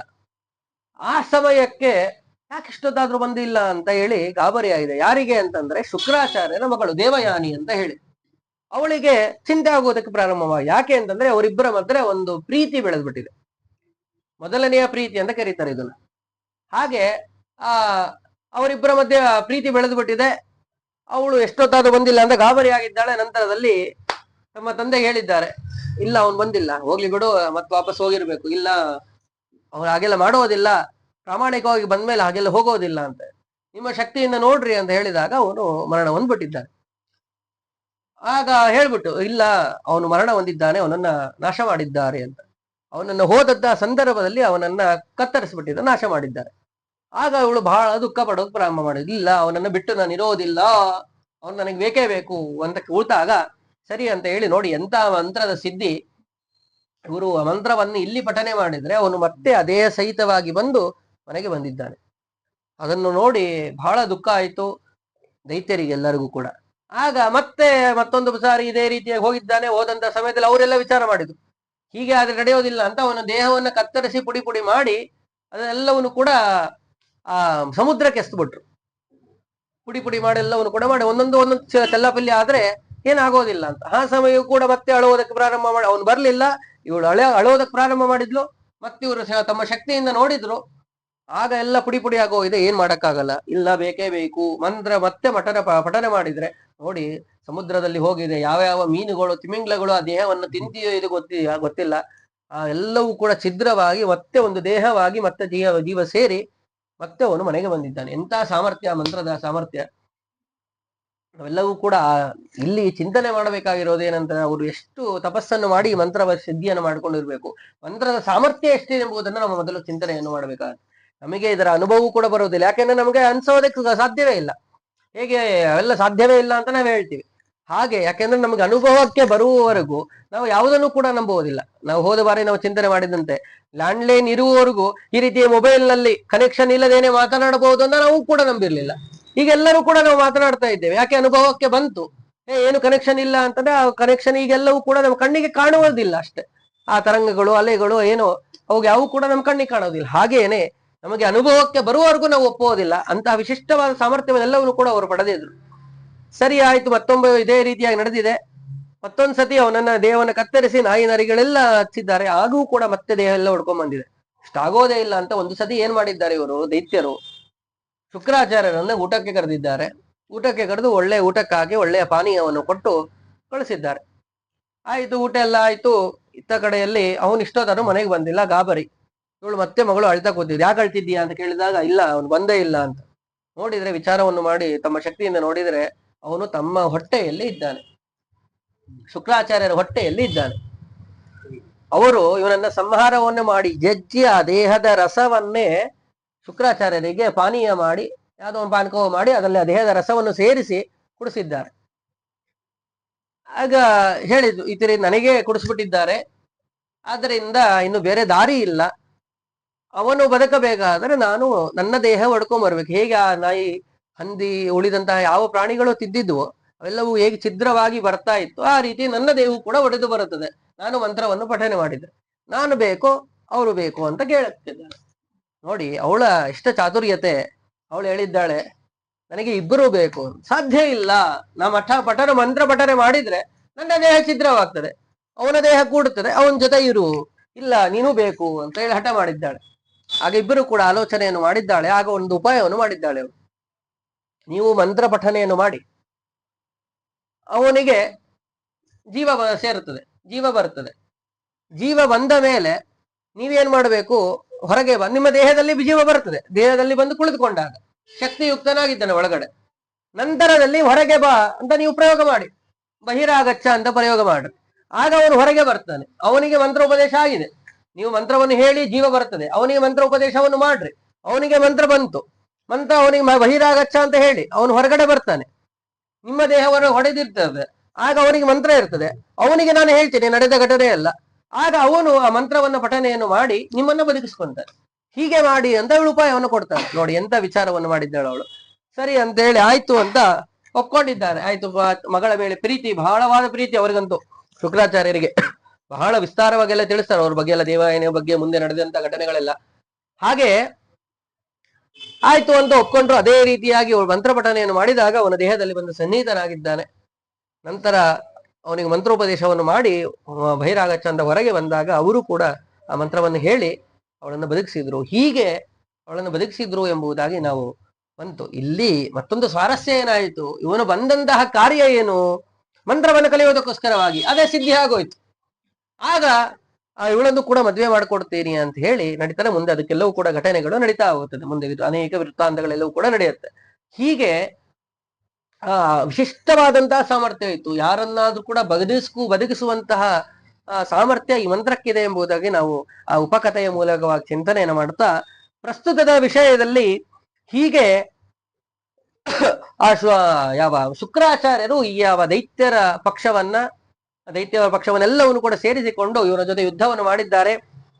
ಯುದ್ಧದಲ್ಲಿ ಇವರಿಗೇನೆ ಅಸ್ವಸ್ಥರಾಗಿದ್ದಾರೆ, ದೈತ್ಯರೇನೇ ಹೆಚ್ಚು ಹೋಗಿದ್ದಾರೆ. ಆ ಸಮಯದಲ್ಲಿ ದೇವತೆಗಳೆಲ್ಲರೂ ಕೂಡ ಪ್ರಾರ್ಥನೆ ಮಾಡಿಕೊಂಡಿದ್ದಾರೆ, ಹೇಗಾದ್ರೂ ಕೂಡ ಮಾಡಿ ಇದನ್ನ ನಿಲ್ಲಿಸಿ ಅಂತ ಬ್ರಹ್ಮದೇವರಲ್ಲಿ ಹೋಗಿ ಪ್ರಾರ್ಥನೆ ಮಾಡಿದಾಗ ಬ್ರಹ್ಮದೇವರು ಬಂದು ಆ ಚಂದ್ರನಿಗೆ ಮತ್ತು ಶುಕ್ರಾಚಾರ್ಯರಿಗೆ ಬೈದಿದ್ದಾರೆ. ಏನಿದು, ಈ ರೀತಿಯಾಗಿ ನೀವು ಮಾಡ್ತಾ ಇದ್ದೀರಾ, ಧರ್ಮದಿಂದಾಗಿ ಯುದ್ಧವನ್ನು ಆಡಬೇಕು, ಅಧರ್ಮಕ್ಕೋಸ್ಕರವಾಗಿ ಮತ್ತೊಬ್ಬ ಸ್ತ್ರೀಗೋಸ್ಕರವಾಗಿ ನೀವು ಈ ರೀತಿಯಾಗಿ ಮಾಡ್ತಾ ಇರೋದು ಸರಿಯಲ್ಲ, ನೀವು ಸಹಾಯವನ್ನು ಮಾಡ್ತಾ ಇರೋದು ಸರಿಯಲ್ಲ ಅಂತೇಳಿ ಶುಕ್ರಾಚಾರ್ಯರಿಗೂ ಕೂಡ ಬೈದು, ಚಂದ್ರನಿಗೂ ಕೂಡ ಬೈದು ಅವಳನ್ನ ಮರಳಿ ಕೊಡಿಸಿದ್ದಾರೆ ಬ್ರಹ್ಮದೇವರು. ಬೃಹಸ್ಪತ್ಯಾಚಾರ್ಯರ ಹೆಂಡತಿಯನ್ನ ನಮಗೆ ತಾರಾಳನ್ನ ಮತ್ತೆ ಬೃಹಸ್ಪತ್ಯಾಚಾರ್ಯರ ಹೊಂದುವಂತೆ ಮಾಡಿದ್ದಾಳೆ. ಇಂಥ ಸಮಯದಲ್ಲಿ ಏನಾಗ್ಬಿಟ್ಟಿದೆ, ಅವಳು ಗರ್ಭವತಿ ಆಗಿದ್ದಾಳೆ. ಯಾರು? ತಾರ. ಗರ್ಭವತಿ ಆದಂತಹ ಸಮಯ, ಆ ಗರ್ಭ ಯಾರದು ಅಂತ ಪ್ರಶ್ನೆ. ಆ ಗರ್ಭವನ್ನು ನೀನು ಬಿಡು ಅಂತ ಹೇಳಿದಾಗ ಆ ಗರ್ಭವನ್ನ ಬಿಟ್ಟಡೆ ಅಲ್ಲಿ ಒಂದು ವಿಶಿಷ್ಟವಾದ ತೇಜಸ್ಸಿಂದ ಕೂಡಿದಂತಹ ಮಗು ಹುಟ್ಟಿದ. ಏನು ಉತ್ಸೃಜ್ಯದ ಅದ ಒಂದು ಜೇಡಾದ ಹುಲ್ಲು ಇರ್ತದೆ, ಆ ಹುಲ್ಲು ಮೇಲೆ ಅದನ್ನ ಹಾಕಿದ್ದಾಳೆ, ಗರ್ಭವನ್ನ ಹಾಕಿದ್ದಾಳೆ. ಹೊರಗೆ ಹಾಕಿದರೆ ಆ ವಿಶಿಷ್ಟವಾದಂತಹ ತೇಜಸ್ಸಿಂದ ಕೂಡಿದಂತಹ ಚಂದ್ರನ ತೇಜಸ್ಸು, ವಿಶಿಷ್ಟವಾದ ತೇಜಸ್ಸು, ಕಾಂತಿಯುಕ್ತನಾದವನು, ಅದೇ ತೇಜಸ್ಸಿನಿಂದ ಕೂಡಿದಂತಹ ಕಾಂತಿಯುಕ್ತನಾದಂತಹ ಮಗು ಹೊರಗೆ ಬಂದಿದೆ. ಅವನು ಆ ಮಗು ಕೇಳುವುದಕ್ಕೆ ಪ್ರಾರಂಭ ಮಾಡಿದೆ. ಒಳ್ಳೆ ದೇಹ, ಸುಂದರವಾದಂತಹ ರೂಪ. ಆಗ ಇದು ಯಾರ ಮಗು ಅಂತ ಹೇಳಿ ಕೇಳುವುದಕ್ಕೆ ಪ್ರಾರಂಭ ಮಾಡಿದೆ. ಆ ಸಮಯದಲ್ಲಿ ಮೊದಲಿಗೆ ಹೇಳಿಲ್ಲ ಅವಳು ತಾರ. ಆಗ ಬೃಹಸ್ಪತ್ಯಾಚಾರ್ಯರು ಜೋರಾಗಿ ಕೇಳುವುದಕ್ಕೆ ಪ್ರಾರಂಭ ಮಾಡಿದ್ರು, ಹಾಗೂ ಕೂಡ ಹೇಳಿರಲಿಲ್ಲ. ಆಗ ಬ್ರಹ್ಮದೇವರು ಅತ್ತ ಕಡೆಯಲ್ಲಿ ಕರೆದುಕೊಂಡು ಹೋಗಿ ಸೂಕ್ಷ್ಮವಾಗಿ ಕೇಳಿದ್ದಾರೆ, ಯಾರ ಮಗು ಇದು ಅಂತ ಕೇಳಿದಾಗ ಚಂದ್ರನ ಮಗು ಅಂತ ಅವಳು ಹೇಳ್ಬಿಟ್ಟಿದ್ದಾಳೆ. ಈ ವಿಷಯ ಚಂದ್ರನಿಗೆ ಗೊತ್ತಾಯ್ತು, ಬಹಳ ಸಂತೋಷ ಆಯ್ತು. ಎತ್ತುಕೊಂಡು ಚೆನ್ನಾಗಿ ಮುದ್ದಾಡಿದ. ನಂತರ ಅವನಿಗೆ ಬ್ರಹ್ಮದೇವರು ಬುಧ ಅಂತ ಹೇಳಿ ಅವನಿಗೆ ನಾಮಕರಣವನ್ನು ಕೂಡ ಮಾಡಿದ್ರು. ಧಾತಾ ಪ್ರಜಾಪತಿ ಬುಧ ಇತ್ಯಕರೋನ್ನಾಮ ತಸ್ಯ ಪುತ್ರಸ್ಯ ಧೀಮತಃ. ಅವನಿಗೆ ಬುಧ ಅಂತ ಹೇಳಿ ನಾಮಕರಣ ಮಾಡಿದ್ರು. ಒಳ್ಳೆ ವಿಶಿಷ್ಟವಾದ ಜ್ಞಾನವನ್ನು ಕೂಡ, ಸುಂದರವಾದಂತಹ ರೂಪವನ್ನು ಕೂಡ ಪಡೆದಿದ್ದ. ಹೀಗೆ ಅವನಿಗೆ ಆ ರೀತಿಯಾದಂತಹ ರೂಪ ಬಂತು. ಹೀಗೆ ನಂತರದಲ್ಲಿ ಅವನಿಂದಾಗಿ ಉಂಟಿದೆ ಇತ್ತ ಕಡೆಯಲ್ಲಿ ತಾರಾಗಳನ್ನ ಅವಳನ್ನ ಕೊಟ್ಟು ಕಳಿಸಿದ್ರು. ನಂತರದಲ್ಲಿ ಚಂದ್ರನಿಗೂ ಕೂಡ ಅವನೆಲ್ಲ ಮಾಡಿದಂತಹ ಪಾಪಗಳೆಲ್ಲವೂ ಕೂಡ ಹೆಚ್ಚಾಗಿ ಹೋಗಿತ್ತು. ಉತ್ಪಾದಯಾಮಾಸ ತತಃ ಪುತ್ರಂ ವೈ ರಾಜಪುತ್ರಿಕ ತಸ್ಯಾಪತ್ಯ ಮಹಾರಾಜೋ ಬಭೂವೈಲ ಪುರೂರವಾಹ ಅಂತ. ಹೀಗೆ ಆ ಚಂದ್ರನ ಸುಂದರನಾದಂತಹ ಮಗ ಯಾವ ಬುಧ, ಆ ಬುಧ ತಾನು ಇಳಾಳನ್ನ ಮದುವೆ ಆದ. ಆ ಇಳ ತಾನು ಪುರೂರವ ಬುಧ ಮತ್ತು ಇಳಾಳಲ್ಲಿ ಹುಟ್ಟಿದವರೇ ಪುರೂರವಸ್ ಅಂತ ಹೇಳಿ. ಆ ಪುರೂರವಸ್ ತಾನು ಒಳ್ಳೆಯ ಸುಂದರವಾದಂತಹ ರೂಪಯುಕ್ತಳಾದಂತಹ ಅಪ್ಸರಾಸ್ತ್ರೀ ಊರ್ವಶಿ. ಆ ಊರ್ವಶಿಯನ್ನ ಪುರೂರಸ ಮದುವೆ ಆದ. ವೃತ್ತಾಂತವೆಲ್ಲ ಮತ್ತೆ ವಿಸ್ತಾರವಾಗಿ ಮುಂದೆ ತಿಳಿಸ್ತಾರೆ. ಹೀಗೆ ಆ ಪುರೂರವ ತಾನು ಸ್ವರ್ಗವನ್ನೇ ಸ್ವರ್ಗದಲ್ಲಿರುವಂತಹ ಅಪ್ಸರಾಸ್ತ್ರೀ ಊರ್ವಶಿಯೇ ತಾನು ಇವಳನ್ನ ಮದುವೆ ಆದ, ಊರ್ವಶಿಯನ್ನು ಮದುವೆ ಆದ. ಅವಳಲ್ಲಿ 7 ಜನ ಮಕ್ಕಳಾಗ್ತಾರೆ. ಪುರೂರವಸ್ ಮತ್ತು ಊರ್ವಶಿಯಲ್ಲಿ 7 ಜನ ಮಕ್ಕಳಾಗ್ತಾರೆ. ಆ 7 ಜನರು ಕೂಡ ಸ್ವರ್ಗದಲ್ಲೇನೆ ಹುಡ್ತಾರೆ. ಅದೇ ಸ್ವಾರಸ್ಯ. ಹೇಗೆ ಅನ್ನೋದೆಲ್ಲ ಮುಂದೆ ತಿಳಿಸ್ತಾರೆ. ಇಷ್ಟೆಲ್ಲವೂ ಕೂಡ ಇಲ್ಲಿ ನಡೆದ ಇವರ ವಂಶಾವಳಿ ತಿಳಿಸಿದ್ರೆ, ಇತ್ತ ಕಡೆಯಲ್ಲಿ ಪ್ರಸಖ್ಯ ದರ್ಶತಿಸ್ತತ್ರ ಸೋಮೋ ವೈ ರಾಜಯಕ್ಷ್ಮಣ ಜಗಾಮ ಶರಣಾರ್ಥಾಯ ಪಿತರಂ ಸೋತ್ರಮೀಯಮೇವ ತೂ ಅಂತ ಹೇಳಿದಂತೆ, ಇವನು ಅನೇಕ ಸ್ತ್ರೀಯರಲ್ಲೇನೆ ಮೋಹಿತನಾದದ್ರಿಂದಾಗಿ ಚಂದ್ರ ಅವನಿಗೆ ಕ್ಷಯರೋಗ ಬಂದಿದೆ. ಕ್ಷಯರೋಗದಿಂದಾಗಿ ಅವನು ಸಂಪೂರ್ಣವಾಗಿ ಕ್ಷೀಣಿಸುವುದಕ್ಕೆ ಪ್ರಾರಂಭವಾಯಿತು. ಆ ಸಮಯದಲ್ಲಿ ಮತ್ತೆ ನೋಡಿ, ತನ್ನ ತಂದೆ ಅತ್ರಿ ಋಷಿಗಳನ್ನೇ ಶರಣು ಹೋಗಿದ್ದಾನೆ. ಆಗ ಋಷಿಗಳು ತಮ್ಮ ತಪಶಕ್ತಿಯಿಂದಾಗಿ ಆ ಕ್ಷಯರೋಗವನ್ನ ನಾಶವನ್ನು ಮಾಡಿದ್ರು. ಆದ್ರೆ ಅದು ಸಂಪೂರ್ಣವಾಗಿ ಇದಾಗದೇನೆ ಉತ್ತರ ಅಭಿವೃದ್ಧಿ ಆಗುವುದು. ಯಾಕಂದ್ರೆ ಇವರೆಲ್ಲರೂ ಕೂಡ ಶಾಪವನ್ನು ಕೂಡ ಕೊಟ್ಟಿದ್ರು ದೇವತೆಗಳೆಲ್ಲ. ಈ ರೀತಿಯಾಗಿ ತಾರಾಳನ್ನ ಮಾಡಿದ್ದಕ್ಕೋಸ್ಕರವಾಗಿ, ಅದಕ್ಕೋಸ್ಕರವಾಗಿ ಅವನು ಅಭಿವೃದ್ಧಿ ಆಗುವುದು ಮತ್ತೆ ಕ್ಷೀಣ ಆಗುವುದು, ಈ ರೀತಿಯಾದಂತಹ ಕ್ರಿಯೆಯೂ ಕೂಡ ನಡೆಯುವುದಕ್ಕೆ ಪ್ರಾರಂಭವಾಯಿತು. ಹಾಗೆ ಅಂತಹ ವಿಶಿಷ್ಟವಾದಂತಹ ಚರಿತ್ರೆ, ಈ ಚರಿತ್ರೆಯನ್ನ ಶ್ರವಣ ಮಾಡುವುದರಿಂದ ಧನ್ಯಂ ಯಶಸ್ಯಂ ಆಯುಷ್ಯಂ ಪುಣ್ಯಂ ಸಂಕಲ್ಪ ಸಾಧನಂ ಸೋಮಸ್ಯ ಜನ್ಮ ಶತ್ರು ಶುತ್ವೈವ ಪಾಪೇಭ್ಯೋ ವಿಪ್ರಮುಚ್ಯತೆ ಅಂತ ಹೇಳಿದಂತೆ, ಯಾರು ಚಂದ್ರನ ವಂಶಾವಳಿ, ಚಂದ್ರನ ಚರಿತ್ರೆಯನ್ನ, ಚಂದ್ರನ ವಂಶದಲ್ಲಿ ಬರುವಂತಹವರ ಚರಿತ್ರೆಯನ್ನ ಕೇಳುವುದರಿಂದಾಗಿ ಧನ್ಯರಾಗ್ತಾರೆ. ಯಶಸ್ಸು, ಕೀರ್ತಿ ಎಂಬುದು ಎಲ್ಲವೂ ಕೂಡ ಪ್ರಾಪ್ತಿಯಾಗಿ ಪುಣ್ಯ ಪ್ರಾಪ್ತಿಯಾಗುತ್ತೆ. ಶ್ರೇಷ್ಠವಾದಂತಹ ದೀರ್ಘವಾದ ಆಯುಷ್ಯ ಎಂಬುದು ಕೂಡ ಪ್ರಾಪ್ತಿಯಾಗ್ತದೆ ಎಂಬುದಾಗಿ ತಿಳಿಸಿಕೊಟ್ರು ಎಂಬುದಾಗಿ ವೃತ್ತಾಂತವನ್ನು ಚಿಂತನೆ ಮಾಡ್ತಾ ಮುಂದೆ ಮತ್ತೆ ತಿಳಿಸ್ತಾ ಇದ್ದಾರೆ. ಬುಧಸ್ಯತು ಮಹಾರಾಜ ವಿದ್ವಾನ್ ಪುತ್ರ ಪುರೂರವಾಹ ತೇಜಸ್ವಿ ರಾಜಶಯಶೀಲಶ್ಚ ಯದ್ವಾ ವಿಪುಲ ದಕ್ಷಿಣಾ. ಈ ಬುಧನ ಮಗ ಪುರೂರವನ ಬಗ್ಗೆ ತಿಳಿಸ್ತಾ ಇದ್ರು. ಮಹಾಶ್ರೇಷ್ಠನಾದವಂತವನು, ಅತ್ಯಂತ ಯೋಗ್ಯನಾದವನು, ಜ್ಞಾನಿಯಾದವನು, ಅನೇಕ ಯಜ್ಞಯಾಗಾದಿಗಳನ್ನು ಮಾಡಿದಂತಹ ಮಹಾ ವ್ಯಕ್ತಿ ಈ ಪುರೂರವಸ್. ತಾನು ಮಾಡಿದಂತಹ ವಿಶಿಷ್ಟವಾದಂತಹ ಸಾಮರ್ಥ್ಯದಿಂದಾಗಿ ಅವನ ಸಾಮರ್ಥ್ಯದ ವಿಶೇಷತೆಯನ್ನು ಕೂಡ ತಿಳಿಸ್ತಾ ಹೋಗ್ತಾರೆ. ಒಂದು ಸಂದರ್ಭದಲ್ಲಿ ಈ ಮಿತ್ರಾವರ್ಣರಿಂದಾಗಿ ಈ ಊರ್ವಶಿ ಶಾಪವನ್ನ ಪಡೆದಿರ್ತಾಳೆ. ಯಾಕೆ ಅಂತಂದ್ರೆ, ಆ ಮಿತ್ರಾವರ್ಣರು ಇಬ್ರು ಕೂಡ ತಪಸ್ಸನ್ನು ಮಾಡ್ತಾ ಇರ್ತಾರೆ. ತಪಸ್ಸನ್ನು ಮಾಡುವಂತಹ ಸಮಯದಲ್ಲಿ ಅವರ ಮುಂದೆ ಇವಳು ಹೋಗ್ತಾಳೆ. ಹೋದಂತಹ ಸಂದರ್ಭದಲ್ಲಿ ಇವಳನ್ನ ನೋಡಿ ಆ ಮಿತ್ರಾವರ್ಣರ ವೀರ್ಯ ಸ್ಖಲನವಾಗಿದೆ. ಆ ಸಂದರ್ಭದಲ್ಲಿ ಅವರು ಅದನ್ನ ಕುಂಭದಲ್ಲಿ ಇಟ್ಟಿದ್ದಾರೆ. ಆಗ ಅವರು ಶಾಪವನ್ನು ಕೊಟ್ಟಿದ್ದಾರೆ. ನಮ್ಮ ತಪಸ್ಸಿಗೆ ನೀವು ಭಂಗವನ್ನು ಮಾಡಿದ್ದೀರಾ ಅಂತ ಹೇಳಿ ಶಾಪವನ್ನು ಕೊಟ್ಟಿದ್ದ. ಏನಂತ ಅಂದ್ರೆ, ಮನುಷ್ಯ ಜನ್ಮವನ್ನು ಪಡೆದು ಮನುಷ್ಯನ ಜೊತೆ ಸಂಘವನ್ನು ಮಾಡುವಂತಹ ಶಾಪವನ್ನು ಕೊಡ್ತಾ ಇದ್ದೇನೆ ಅಂತೇಳಿ ಶಾಪವನ್ನು ಕೊಟ್ಟಿದ್ದಾರೆ. ಹರಿವಂಶದಲ್ಲಿ ಇವರಿಗೆ ಬ್ರಹ್ಮದೇವರ ಶಾಪವೂ ಕೂಡ ಊರ್ವಶಿಗೆ ಇತ್ತು. ಆದ್ದರಿಂದಾಗಿ ಈ ರೀತಿಯಾಗಿ ಪುರೂರವಸಿನ ಜೊತೆಯಲ್ಲಿ ಅವಳು ಸಂಘ ಮಾಡುವಂತಹ ಪರಿಸ್ಥಿತಿ ಬಂತು ಎಂಬುದನ್ನ ತಿಳಿಸ್ತಾರೆ. ನೋಡಿ, ಆ ದೇವತೆಗಳಿಗೆ ಮನುಷ್ಯನಾಗಿ ಹುಟ್ಟೋದು ಅನ್ನೋದೇನೆ ಒಂದು ದೊಡ್ಡ ಶಾಪ. ಆ ರೀತಿಯಾಗಿ ಇವಳಿಗೂ ಕೂಡ ಆ ದೇವತೆಗಳಿಗೆ, ಅಪ್ಸರಾ ಸ್ತ್ರೀಯರಿಗೆ, ಗಂಧರ್ವರಿಗೆ ಎಲ್ಲವೂ ಕಡೆ ಈ ರೀತಿ ಶಾಪ ಬಂತು ಅಂತಂದ್ರೆ, ಅದೇನು ಈ ರೀತಿಯ ಭೂಮಿಗೆ ಬಂದಿದ್ದಾರೆ ಅಂತಂದ್ರೆ ಎಲ್ಲಾ ಸಂದರ್ಭದಲ್ಲಿಯೂ ಕೂಡ ಅವರು ವರದಿಂದನೇ ಬಂದಿರುವುದಿಲ್ಲ. ಕೆಲವರು ಮಾತ್ರ ಭಗವಂತನ ಕಾರ್ಯವನ್ನ ಸಾಧನೆ ಮಾಡುವುದಕ್ಕೋಸ್ಕರವಾಗಿ ಬಂದಿರ್ತಾರೆ. ಕೆಲವರು ಹೆಚ್ಚಿನ ಭಾಗ ಇದೇ ರೀತಿಯಾಗಿ ಶಾಪದಿಂದಲೇ ಬಂದಿರ್ತಾರೆ. ಹೀಗೆ ನಂತರದಲ್ಲಿ ಶಾಪದಿಂದ ಅವಳು ಇಲ್ಲಿ ಬರುವಂತಹ ಪರಿಸ್ಥಿತಿ ಬಂತು. ಒಳ್ಳೆಯ ಸುಂದರವಾದಂತಹ ರೂಪವೂ ಕೂಡ ಇತ್ತು ಪುರೂರವಸ್ಗೆ. ಆದ್ದರಿಂದಾಗಿ, ಯಾಕಂದ್ರೆ ಚಂದ್ರನ ವಂಶದಲ್ಲಿ ಬಂದವನು, ಒಳ್ಳೆಯ ರೂಪ, ಅದೇ ರೀತಿಯಾಗಿರೋದ್ರಿಂದಾಗಿ ಇವರನ್ನ ಮದುವೆಯನ್ನು ಮಾಡಿಕೊಳ್ಳುವುದಕ್ಕೆ ಒಪ್ಕೊಂಡಿದ್ದಾರೆ. ಪರಸ್ಪರವಾಗಿ ಅನೇಕ ವರ್ಷಗಳ ಪರ್ಯಂತರವಾಗಿ ಭೋಗವನ್ನು ಮಾಡಿದ್ದಾರೆ. ಎಷ್ಟು ವರ್ಷಗಳ ಅಂತಂದ್ರೆ, ಎಲ್ಲೆಲ್ಲಿ ಅವರು ಭೋಗಾದಿಗಳನ್ನ ಮಾಡ್ತಾ ಇದ್ರು ಅಂತಂದ್ರೆ ಎಲ್ಲವನ್ನು ಕೂಡ ತಿಳಿಸ್ತಾರೆ. ಆ ಕುಬೇರನ ಚೈತ್ರವನ ಅಂತ ಹೇಳಿ ಅಲ್ಲಿ 10 ವರ್ಷಗಳ ಪರ್ಯಂತರವಾಗಿ ಅಲ್ಲೇ ಇದ್ದು ಆ ವ್ಯವಹಾರವನ್ನು ಮಾಡಿದ್ದಾರೆ. ನಂತರ ಮಂದಾಕಿನಿ ಅಲ್ಕನಂದಾಪುರಿ ಅಲ್ಲಿಯೂ ಕೂಡ 5 ವರ್ಷಗಳಿದ್ದಾರೆ. ವಿಶಾಲ ಬದರಿ ಕ್ಷೇತ್ರವನ್ನು ನೋಡ್ತೀವಿ, ಅಲ್ಲಿ 5 ವರ್ಷಗಳ ಪರ್ಯಂತರ. ನಂತರ ನಂದನ ವನದಲ್ಲಿ 6 ವರ್ಷ ಇದ್ದಾರೆ. ಹಾಗೆ ಅನೇಕ ವೃಕ್ಷಗಳಿಂದ ಕೂಡಿದಂತ, ಉದ್ಯಾನವನಗಳಿಂದ ಕೂಡಿದಂತ ಕುರುಕ್ಷೇತ್ರ. ನೋಡಿ, ಕುರುಕ್ಷೇತ್ರ ಹೇಳುವಾಗ ನಮಗೆ ಕುರುಕ್ಷೇತ್ರ ಅಂದ ತಕ್ಷಣದಲ್ಲಿ ಯಾವುದೋ ಒಂದು ಸಾಮಾನ್ಯವಾದ ಪ್ರದೇಶ ನಾಪ್ಕ ಬರಬಾರದು ಅಂತ ಹೇಳಿ ಒಳ್ಳೆಯ ಫಲಪುಷ್ಪದಿಂದ ಕೂಡಿದಂತಹ, ಉದ್ಯಾನವನದಿಂದ ಕೂಡಿದಂತಹ ಕುರುಕ್ಷೇತ್ರದಲ್ಲಿ 7 ವರ್ಷಗಳ ಪರ್ಯಂತರವಾಗಿದ್ರು. ನಂತರ ಗಂಧರ್ವಾದನ ಪರ್ವತದಲ್ಲಿ ಅಲ್ಲಿ 8 ವರ್ಷ, ಹೀಗೆ ಉತ್ತರಾಚರದಲ್ಲಿ ಮತ್ತೆ 8 ವರ್ಷ, ಹೀಗೆ ಅನೇಕ ವರ್ಷಗಳ ಪರ್ಯಂತರವಾಗಿ ಅವರು ಅಲ್ಲಿ ವಿಹಾರವನ್ನು ಮಾಡಿದ್ದಾರೆ.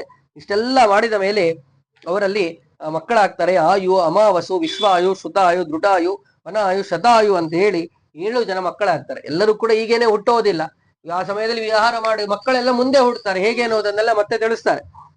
ಗಾಂಧರ್ವಿ ದೌರ್ವಶೀ ದೇವಿ ರಾಜಾನಂ ಮಾನುಷಂ ಕದಂ ದೇವಾನ್ ಉತ್ಸೃಜ್ಯ ಸಂಪ್ರಾಪ್ತ ತನ್ನೋ ಬ್ರೂಹಿ ಬಹುಶ್ರುತ.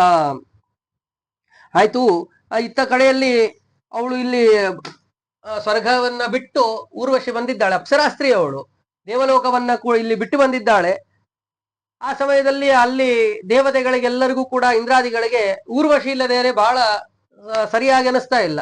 ಏನು ಊರ್ವಶಿನೇ ಇಲ್ಲಲ್ಲ ಅಂತ ಅನಿಸ್ತಾ ಇದೆ. ಎಷ್ಟೋ ವರ್ಷಗಳಾಗೋಗಿದೆ ಇಲ್ಲಿ ಊರ್ವಶಿನೇ ಇಲ್ಲ ಅಂತ ಹೇಳಿ ಅನಿಸ್ತಾ ಇದೆ ಅವರಿಗೆ. ಆ ಸಮಯದಲ್ಲಿ ವಿಚಾರ ನಡೆದಿದೆ ಪರಸ್ಪರವಾಗಿ. ಆ ಸಂದರ್ಭದಲ್ಲಿ ಆ ಇಂದ್ರನಿಗೆ ವಿಷಯವನ್ನ ತಿಳಿಸಿದ್ದಾರೆ. ಏನ್ ಮಾಡಬೇಕು ಅಂತ ಗೊತ್ತಾಗ್ತಾ ಇಲ್ಲ ಅಂತ ಹೇಳಿದಾಗ ಅಲ್ಲಿದ್ದಂತ ಒಬ್ಬ ವಿಶ್ವಾವಸು ಗಂಧರ್ವ ಅಂತ ಹೇಳಿ ಅವನು ಹೇಳಿದ್ದಾನೆ, ತಿರುಗಿ ಅವಳನ್ನ ನಮ್ಮ ಲೋಕಕ್ಕೆ ಕರ್ಕೊಳ್ಳುವುದಕ್ಕೆ ಒಂದು ಉಪಾಯ ನನ್ನ ಹತ್ರ ಇದೆ ಅಂತ ಹೇಳಿರ್ತಾರೆ. ಏನು ಉಪಾಯ ಅಂತಂದ್ರೆ, ಇವಳು ಒಂದು ಪ್ರಾರಂಭದಲ್ಲಿ ಒಂದು ಷರತ್ತನ್ನ ಹಾಕಿರ್ತಾಳೆ. ಯಾರು? ಊರ್ವಶಿ. ಯಾರಿಗೆ? ಪುರೂರವಸ್ಗೆ. ಈ ಷರತ್ತಿಗೆ ನೀವು ಒಪ್ಕೊಂಡ್ರೆ ಮಾತ್ರ ನಾನು ನಿನ್ನನ್ನ ಮದುವೆ ಆಗ್ತೇನೆ ಅಂತ ಷರತ್ತನ್ನ ಹಾಕಿರ್ತಾಳೆ. ಆಯ್ತು ಅಂತ ಅವನು ಕೂಡ ಒಪ್ಕೊಂಡಿರ್ತಾನೆ. ಏನು ಷರತ್ತು ಅಂತಂದ್ರೆ, ನಾನು ನಿನ್ನನ್ನ ಸಂಗತ ಸಮಯದಲ್ಲಿ ಮಾತ್ರ ನಗ್ನನಾಗಿ ನೋಡಬೇಕು, ಉಳಿದ ಸಮಯದಲ್ಲಿ ನಿನ್ನನ್ನ ನಗ್ನನಾಗಿ ನಾನು ನೋಡುವಂತಿಲ್ಲ. ನನ್ನ ಕಣ್ಣ ಮುಂದೆ ನೀನು ನಗ್ನನಾಗಿ ವಿವಸ್ತ್ರವಾಗಿ ಸಂಗತ ಸಮಯ ಬಿಟ್ಟು ಉಳಿದ ಸಮಯದಲ್ಲಿ ಬರುವಂತಿಲ್ಲ ಅಂತ ಹೇಳಿ ಒಂದು ಷರತ್ತನ್ನ ಹಾಕಿರ್ತಾಳೆ. ಎರಡನೇ ಷರತ್ತೇನು ಅಂತಂದ್ರೆ, ನನ್ನ ಹತ್ರ 2 ಮೇಕೆಗಳಿದೆ, ಆ ಮೇಕೆಗಳನ್ನ ಚೆನ್ನಾಗಿ ರಕ್ಷಣೆಯನ್ನು ಮಾಡಬೇಕು ನೀನು ಅಂತ ಹೇಳಿ ಮತ್ತೊಂದು ಷರತ್ತಾಗಿರ್ತಾಳೆ. ನಾನು ತುಪ್ಪವನ್ನು ಮಾತ್ರ ತಿಂತೇನೆ, ಬೇರೆ ಏನನ್ನು ಕೂಡ ತಿನ್ನುವುದಿಲ್ಲ ಅಂತ ಹೇಳಿ ಆ 3 ಷರತ್ತನ್ನ ಹಾಕಿರ್ತಾಳೆ. ಸರಿ ಆಯ್ತು, ಅವಶ್ಯವಾಗಿ ಆಗಲಿ ಅಂತ ಹೇಳಿ ಇವನು ಕೂಡ ಒಪ್ಕೊಂಡಿರ್ತಾರೆ. ಹೀಗೆ ಆ ಷರತ್ತಿನ ರೂಪದಲ್ಲಿ ಅನೇಕ ಈಗೆಲ್ಲ ಪೂರ್ವದಲ್ಲಿ ಎಷ್ಟೆಷ್ಟು ವರ್ಷಗಳು ಕೇಳಿದ್ವಲ್ಲ, ಹಾಗೇನೆ ಅನೇಕ ವರ್ಷಗಳ ಪರ್ಯಂತರವಾಗಿ ಇಬ್ರು ಕೂಡ ವ್ಯವಹಾರವನ್ನ ಮಾಡಿದ್ದಾರೆ. ಇಷ್ಟೆಲ್ಲವೂ ಕೂಡ ನಡೆದಿದೆ. ಏನು ಟಗರುಗಳು, ಆ ಟಗರುಗಳು 2 ಟಗರುಗಳಿದ್ವು. ಆ 2 ಟಗರುಗಳನ್ನ ನಾವೇನಾದ್ರೂ ಅಪಹರಣ ಮಾಡಿದರೆ ಅವನನ್ನು ಹೇಗಾದ್ರೂ ಕೂಡ ಮಾಡಿ ಇದನ್ನ ಕಾರ್ಯವನ್ನ ಸಿದ್ಧಿ ಮಾಡ್ಕೋಬಹುದು, ಮತ್ತೆ ಅಪ್ಸರಾಸ್ತ್ರೀಯನ್ನ ಊರ್ವಶಿಯನ್ನ ಪಡಿಬಹುದು ಅಂತ ಹೇಳಿ ಈ ಷರತ್ತಿನಿಂದ ಅವಳು ಒಂದು ಮತ್ತೆ ಪ್ರಧಾನವಾಗಿ ಹೇಳಿದ್ದೇನು ಅಂತಂದ್ರೆ, ನೀನು ತಪ್ಪಿದೆ ಅಂದ್ರೆ ನಾನು ಮರಳಿ ಸ್ವರ್ಗಲೋಕಕ್ಕೆ ಹೋಗ್ಬಿಡ್ತೇನೆ, ನನ್ನ ಮೂಲ ಸ್ಥಾನಕ್ಕೆ ಹೋಗ್ಬಿಡ್ತೇನೆ, ನಿನ್ನ ಜೊತೆ ಇರೋದಿಲ್ಲ ಅಂತ ಹೇಳಿ ಷರತ್ತನ್ನ ಹಾಕಿರ್ತಾಳೆ. ಆಯ್ತು ಒಂದು ಒಪ್ಕೊಂಡಿರ್ತಾರೆ. ಈ ವಿಶ್ವಾವಸು ಗಂಧರ್ವ ಇರುತ್ತಾಂತವನ್ನೆಲ್ಲ ತಿಳಿಸಿ ಆ ಟಗರನ್ನ ನಾವು ಅಪಹರಣ ಮಾಡ್ಕೊಂಡ್ ಬರೋಣ ಅಂತ ಹೇಳಿ ವಿಚಾರವನ್ನು ಮಾಡಿದ್ದಾರೆ. ಸರಿ ಆಯ್ತು ಅಂತ ಹೇಳಿ ಅವನು ಅದನ್ನ ನಾನೇ ಮಾಡ್ತೀನಿ ಅಂತ ಹೇಳಿ ವಿಶ್ವಾವಸು ಗಂಧರ್ವ ತನ್ನ ಕಾರ್ಯವನ್ನು ಮಾಡುವುದಕ್ಕೆ ಸಿದ್ಧನಾಗಿದ್ದಾನೆ. ಸರಿ, ಅದೇ ರೀತಿಯಾಗಿ ಬಂದಿದ್ದಾನೆ, ಅದನ್ನ ಅಪಹರಣ ಮಾಡಬೇಕು. ಈ ವೃತ್ತಾಂತ ಅವಳು ಅಪ್ಸರಾಸ್ತ್ರೀ ಬೇರೆ, ಬಂದ ಕೂಡಲೇ ಯಾರೋ ಗಂಧರ್ವ ಬಂದಿದ್ದಾನೆ, ಈ ಟಗರನ್ನ ಅಪಹರಣ ಮಾಡ್ತಾ ಇದ್ದಾನೆ ಅಂತ ಗೊತ್ತಾಗತ್ತೆ ಅವಳಿಗೆ. ಆ ಸಮಯದಲ್ಲಿ ಆಗ ಅವಳಿಗೆ ಗೊತ್ತಾಗತ್ತೆ, ನನ್ನ ಶಾಪದ ಸಮಯ ಮುಗಿಯೋದಕ್ಕೆ ಬಂದಿದೆ, ಅದಕ್ಕೋಸ್ಕರವಾಗಿ ಇವನು ಬಂದಿದೆ ಅಂತ ಅವಳು ಕೂಡ ಗೊತ್ತಾಗತ್ತೆ. ಆದ್ರಿಂದಾಗಿ ಅವಳಿಗೆ ಸಹಾಯ ಮಾಡಿಬಿಟ್ರೆ, ಎತ್ತರ ಮಾಡಿ ಕಳಿಸಿಬಿಟ್ರೆ ಅವನು ಅದನ್ನ ಇಳ್ಕೊಂಡ್ಬಿಡ್ತಾನೆ ಅಂತ ಅವಳು ಸುಮ್ಮನಾಗಿದ್ದಾಳೆ. ಪ್ರಾರಂಭದಲ್ಲಿ ಒಂದು ಟಗರನ್ನು ಕರ್ಕೊಂಡು ಹೋದ, ಮತ್ತೆ ಇನ್ನೊಂದು ಕರ್ಕೊಂಡು ಹೋಗುವ ಸಮಯದಲ್ಲಿ ಅವಳು ಎದ್ದೇಳಿಸಿದ್ದಾಳೆ, ನೋಡಿ ಯಾರೋ ನಮ್ಮ ಟಗರನ್ನ ಅಪಹರಣ ಮಾಡ್ತಾ ಇದ್ದಾರೆ ಅಂತ ಅವಳು ಎಬ್ಸಿದ್ದಾಗ ಆ ಸಮಯದಲ್ಲಿ ಹೇಳ್ತಾರೆ, ಇಲ್ಲ ನಾನು ನಗ್ನನಾಗಿದ್ದೇನೆ, ನಾನು ನಿನ್ನ ಮುಂದೆ ಬರುವುದಿಲ್ಲ ಅಂತ ಹೇಳಿದಾಗ, ಈಗ ಟಗರು ಹೋದ್ರೂ ಕೂಡ ನಾನು ತಿರುಗಿ ಮರಳಿ ಹೋಗ್ತೇನೆ ಅಂತ ಹೇಳಿದಾಗ, ಸರಿ ಅಂತ ಆಯ್ತು, ಹೇಗಿಲ್ಲ ಕತ್ತಲಿದೆ ಕಾಣುವುದಿಲ್ಲ ಅಂತ ಹೇಳಿ ಅದರಿಂದ ನಗ್ನನಾಗೇನೆ ಓಡುವುದಕ್ಕೆ ಪ್ರಾರಂಭ ಮಾಡಿದ್ದಾನೆ. ಅದರಿಂದ ಹೋಗುವ ಸಮಯಕ್ಕೆ ಈ ವೃತ್ತಾಂತ ಅವನಿಗೆ ಗೊತ್ತಿತ್ತು. ಅವಳು ಕೂಡ ಅವಳ ಹಿಂದೆನೆ ಬಂದಿದ್ದಾರೆ, ಯಾಕಂದ್ರೆ ತನ್ನ ಶಾಪ ವಿಮೋಚನೆ ಆಗ್ಬೇಕಾಗಿದೆ, ಅದಕ್ಕೋಸ್ಕರವೇ ಅವಳು ಕೂಡ ಅವನ ಹಿಂದೆನೆ ಓಡು ಬಂದಿದ್ದಾಳೆ. ಬರುವ ಸಮಯದಲ್ಲಿ ಮುಂದೆ ಪುರೂರವಸ್ ಬರ್ತಾ ಇದ್ದಾನೆ, ಟಗರನ್ನ ಇವನು ಕರೆದುಕೊಂಡು ಹೋಗುವಾಗ ವಿಶ್ವಾಸವಾಸ ಗಂಧರ್ವ ಹಿಂದೆ ಅಪ್ಸರಾಸ್ತ್ರೀಯಾದಂತಹ ಊರ್ವಶಿಯೂ ಕೂಡ ಬರುವುದನ್ನ ನೋಡಿ ಅವನು ಒಳ್ಳೆಯ ಬೆಳಕನ್ನ ತಂದ್ಬಿಟ್ಟಿದ್ದಾನೆ. ಗಂಧರ್ವ ಸಾಮರ್ಥ್ಯ ಇರ್ತಿತ್ತು ಆ ಸಮಯ, ಅವರಿಗೆಲ್ಲರಿಗೂ ಕೂಡ ಒಳ್ಳೆಯ ಬೆಳಕನ್ನ ಆ ಸಮಯದಲ್ಲಿ ಮಿಂಚು ಚೆನ್ನಾಗಿ ಬೆಳಕು ಬರುವಂತೆ ಮಾಡಿಬಿಟ್ಟ. ಆ ಸಮಯದಲ್ಲಿ ಆ ಬೆಳಕಿನಲ್ಲಿ ಈ ನಗ್ನನಾದವನನ್ನ ನೋಡ್ಬಿಟ್ಲು. ಅವಳು ನೋಡಿದ ತಕ್ಷಣದಲ್ಲಿ ಅವಳು ಮಾಯ ಆಗ್ಬಿಟ್ಲು. ಷರತ್ತೇ ಹಾಕಿದ್ಲು, ಆ ತಕ್ಷಣದಲ್ಲಿ ಅವಳು ಮಾಯ ಆಗಿದ್ದಾಳೆ. ಆದಂತಹ ಸಂದರ್ಭದಲ್ಲಿ ಇವನಿಗೆ ಬಹಳ ದುಃಖ ಪಟ್ಟಿದ್ದಾನೆ. ಏನ್ ಮಾಡ್ಬೇಕು ಅಂತ ಗೊತ್ತಾಗ್ತಾನೆ ಇಲ್ಲ ಇವನಿಗೆ. ಸಂಪೂರ್ಣವಾಗಿ ಕಾಮದಲ್ಲಿ ಮೋಹದಲ್ಲಿ ವಶನಾಗ್ಬಿಟ್ಟಿದ್ದ, ಅವಳ ಜೊತೆ ಸಂಪೂರ್ಣವಾಗಿ ನಿರತನಾಗಿದ್ದ. ಇಂತಹ ವ್ಯಕ್ತಿ ಇದ್ದಕ್ಕಿದ್ದಂಗೆ ಅವಳು ಹೋದದ್ರಿಂದಾಗಿ ಬಹಳ ದುಃಖ ಅದಕ್ಕೆ ಪ್ರಾರಂಭವಾಗಿದೆ. ಏನು ಮಾಡಬೇಕು ಅಂತ ಗೊತ್ತಾಗ್ತಾ ಇಲ್ಲ. ಏನ್ ಮಾಡ್ಬೇಕು ಅಂತ ಗೊತ್ತಾಗ್ತಾ ಇಲ್ಲ. ಆ ದುಃಖದಲ್ಲಿ ಇದ್ದಾಳೆ. ಅನೇಕ ಎಲ್ಲಾ ಕಡೆ ಕೂಡ ಹುಡುಕುವುದಕ್ಕೆ ಪ್ರಾರಂಭ ಮಾಡಿ ಹೀಗೆ ಅವನು ನಡೀತಾ ಹೋಯಿತು. ಹೀಗೆ ಅವನ ಬಗ್ಗೆ ತಿಳಿಸಿ ಮುಂದೆ ಅವರ ವಂಶವನ್ನ ತಿಳಿಸಿ ಮತ್ತೆ ಇವರ ಚರಿತ್ರೆಯನ್ನು ವಿಸ್ತಾರವಾಗಿ ತಿಳಿಸ್ತಾ ಹೋಗ್ತಾರೆ. ಅವ ಪೂರ್ವದಲ್ಲಿ ಹೇಳಿದಂತೆ ಅವನಿಗೆ ಶತಾಯು ಆಯು ಅಮಾವಾಸು ಹೀಗೆ ಅನೇಕ ಮಕ್ಕಳೆಲ್ಲರೂ ಕೂಡ ಆಗಿರ್ತಾರೆ. ಇತ್ತ ಕಡೆಯಲ್ಲಿ ಊರ್ವಶಿ ಹೋದ ಮೇಲೆ ಇವನಿಗೆ ಬಹಳ ದುಃಖ ಆಯ್ತು. ಏನ್ ಮಾಡ್ಬೇಕು ಅಂತ ಗೊತ್ತಾಗ್ತಾ ಇಲ್ಲ. ದುಃಖದಲ್ಲಿ ಏನೇ ಸಂಪೂರ್ಣ ಮುಳುಗಿದ್ದಾನೆ. ಮುಳುಗಿದಂತಹ ಸಂದರ್ಭದಲ್ಲಿ ಅವನು ರಾಜ್ಯವನ್ನ ಎಲ್ಲವನ್ನು ಕೂಡ ಬಿಟ್ಟು ಅವಳನ್ನ ಹುಡುಕುವುದೇ ನನ್ನ ಕಾರ್ಯ ಅಂತ ಹೇಳಿ ಅವಳನ್ನ ಹುಡುಕಿಕೊಂಡು ಹೊರಟಿದ್ದಾನೆ. ಎಲ್ಲಾ ಕಡೆ ಹುಡುಕುವುದಕ್ಕೆ ಪ್ರಾರಂಭ ಮಾಡಿದ್ದಾನೆ. ಸಾಧ್ಯ ಯಾವ ಕ್ಷೇತ್ರಗಳು, ತೀರ್ಥಗಳು, ಪ್ರತಿಯೊಂದು ಪ್ರದೇಶವನ್ನು ಕೂಡ ಹುಡುಕಿದ್ದಾನೆ. ಅವಳು ಎಲ್ಲೆಲ್ಲಿ ಕಾಣ್ತಾಳೋ ನೋಡೋಣ ನೋಡೋಣ ಅಂತ ಹೇಳಿ ಎಲ್ಲಾ ಕಡೆ ಹುಡುಕಾಡಿದ್ರು ಕೂಡ ಆಗ ಅವಳು ಕಾಣ್ತಾ ಇಲ್ಲ. ಬಹಳ ದುಃಖ ಪ್ರಾರಂಭವಾಯಿತು. ಆಗ ಕೊನೆಯಲ್ಲಿ ರಾಜ್ಯಕೋಶವನ್ನು ಎಲ್ಲವನ್ನು ಕೂಡ ಬಿಟ್ಟು ಮುಂದೆ ಹೋಗೇ ಬಿಡೋಣ ಅಂತ ಹೇಳಿ ಕುರುಕ್ಷೇತ್ರಕ್ಕೆ ಬಂದಿದ್ದಾನೆ. ಅಲ್ಲಿ ತಕ್ಷತ್ರಿ ತೀರ್ಥ ಅಂತ ಹೇಳಿ ಚಚಾರ ಪೃಥಿವೀಂ ಸರ್ವ ಮಾರ್ಗಮಾಣಿತಸ್ತದ ಅತಾ ಪಶ್ಚಾತ್ ಸದಾಂ ರಾಜ ಕುರುಕ್ಷೇತ್ರೇ ಮಹಾಬಲಃ. ಹೀಗೆ ಅನೇಕ ವರ್ಷಗಳ ಪರ್ಯಂತರ ಹುಡುಕಿದ ಮೇಲೆ ಆಗ ಕುರುಕ್ಷೇತ್ರದ ಪ್ಲಕ್ಷತೀರ್ಥದಲ್ಲಿ ಹೈಮವತಿ ಪುಷ್ಕರಣಿ ಅಂತ ಹೇಳಿ, ಹೈಮವತಿ ಪುಷ್ಕರಣಿಯಲ್ಲಿ ಅನೇಕ ಸ್ತ್ರೀಯರು, ಅಪ್ಸರಾ ಸ್ತ್ರೀಯರ ಜೊತೆಯಲ್ಲಿ ಇವಳು ವಿಹಾರವನ್ನು ಮಾಡ್ತಾ ಇದ್ದ, ಸ್ನಾನವನ್ನು ಮಾಡ್ತಾ ಇದ್ದಾಳೆ.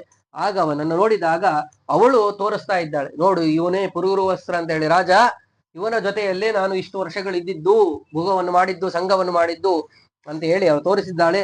ಅವನು ಕೂಡ ಇವಳನ್ನು ನೋಡಿ ಬಹಳ ಸಂತೋಷವಾಗಿದೆ.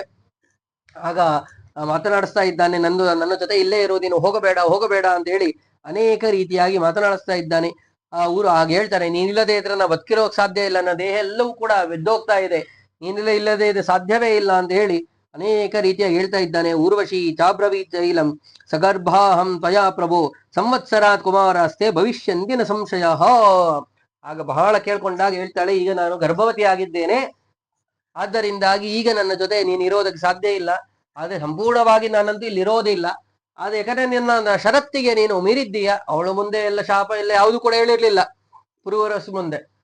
ಇಲ್ಲಿ ಶಾಪ ವಿಮೋಚನೆಗೋಸ್ಕರವಾಗಿ ಶಾಪದಿಂದಾಗಿ ಬಂದಿದ್ಲು. ಶಾಪ ವಿಮೋಚನೆ ಆಯ್ತು, ಸಮಯ ಮುಗೀತು, ಮತ್ತೆ ಮರಳಿ ಹೋಗಿದ್ದಾಳೆ.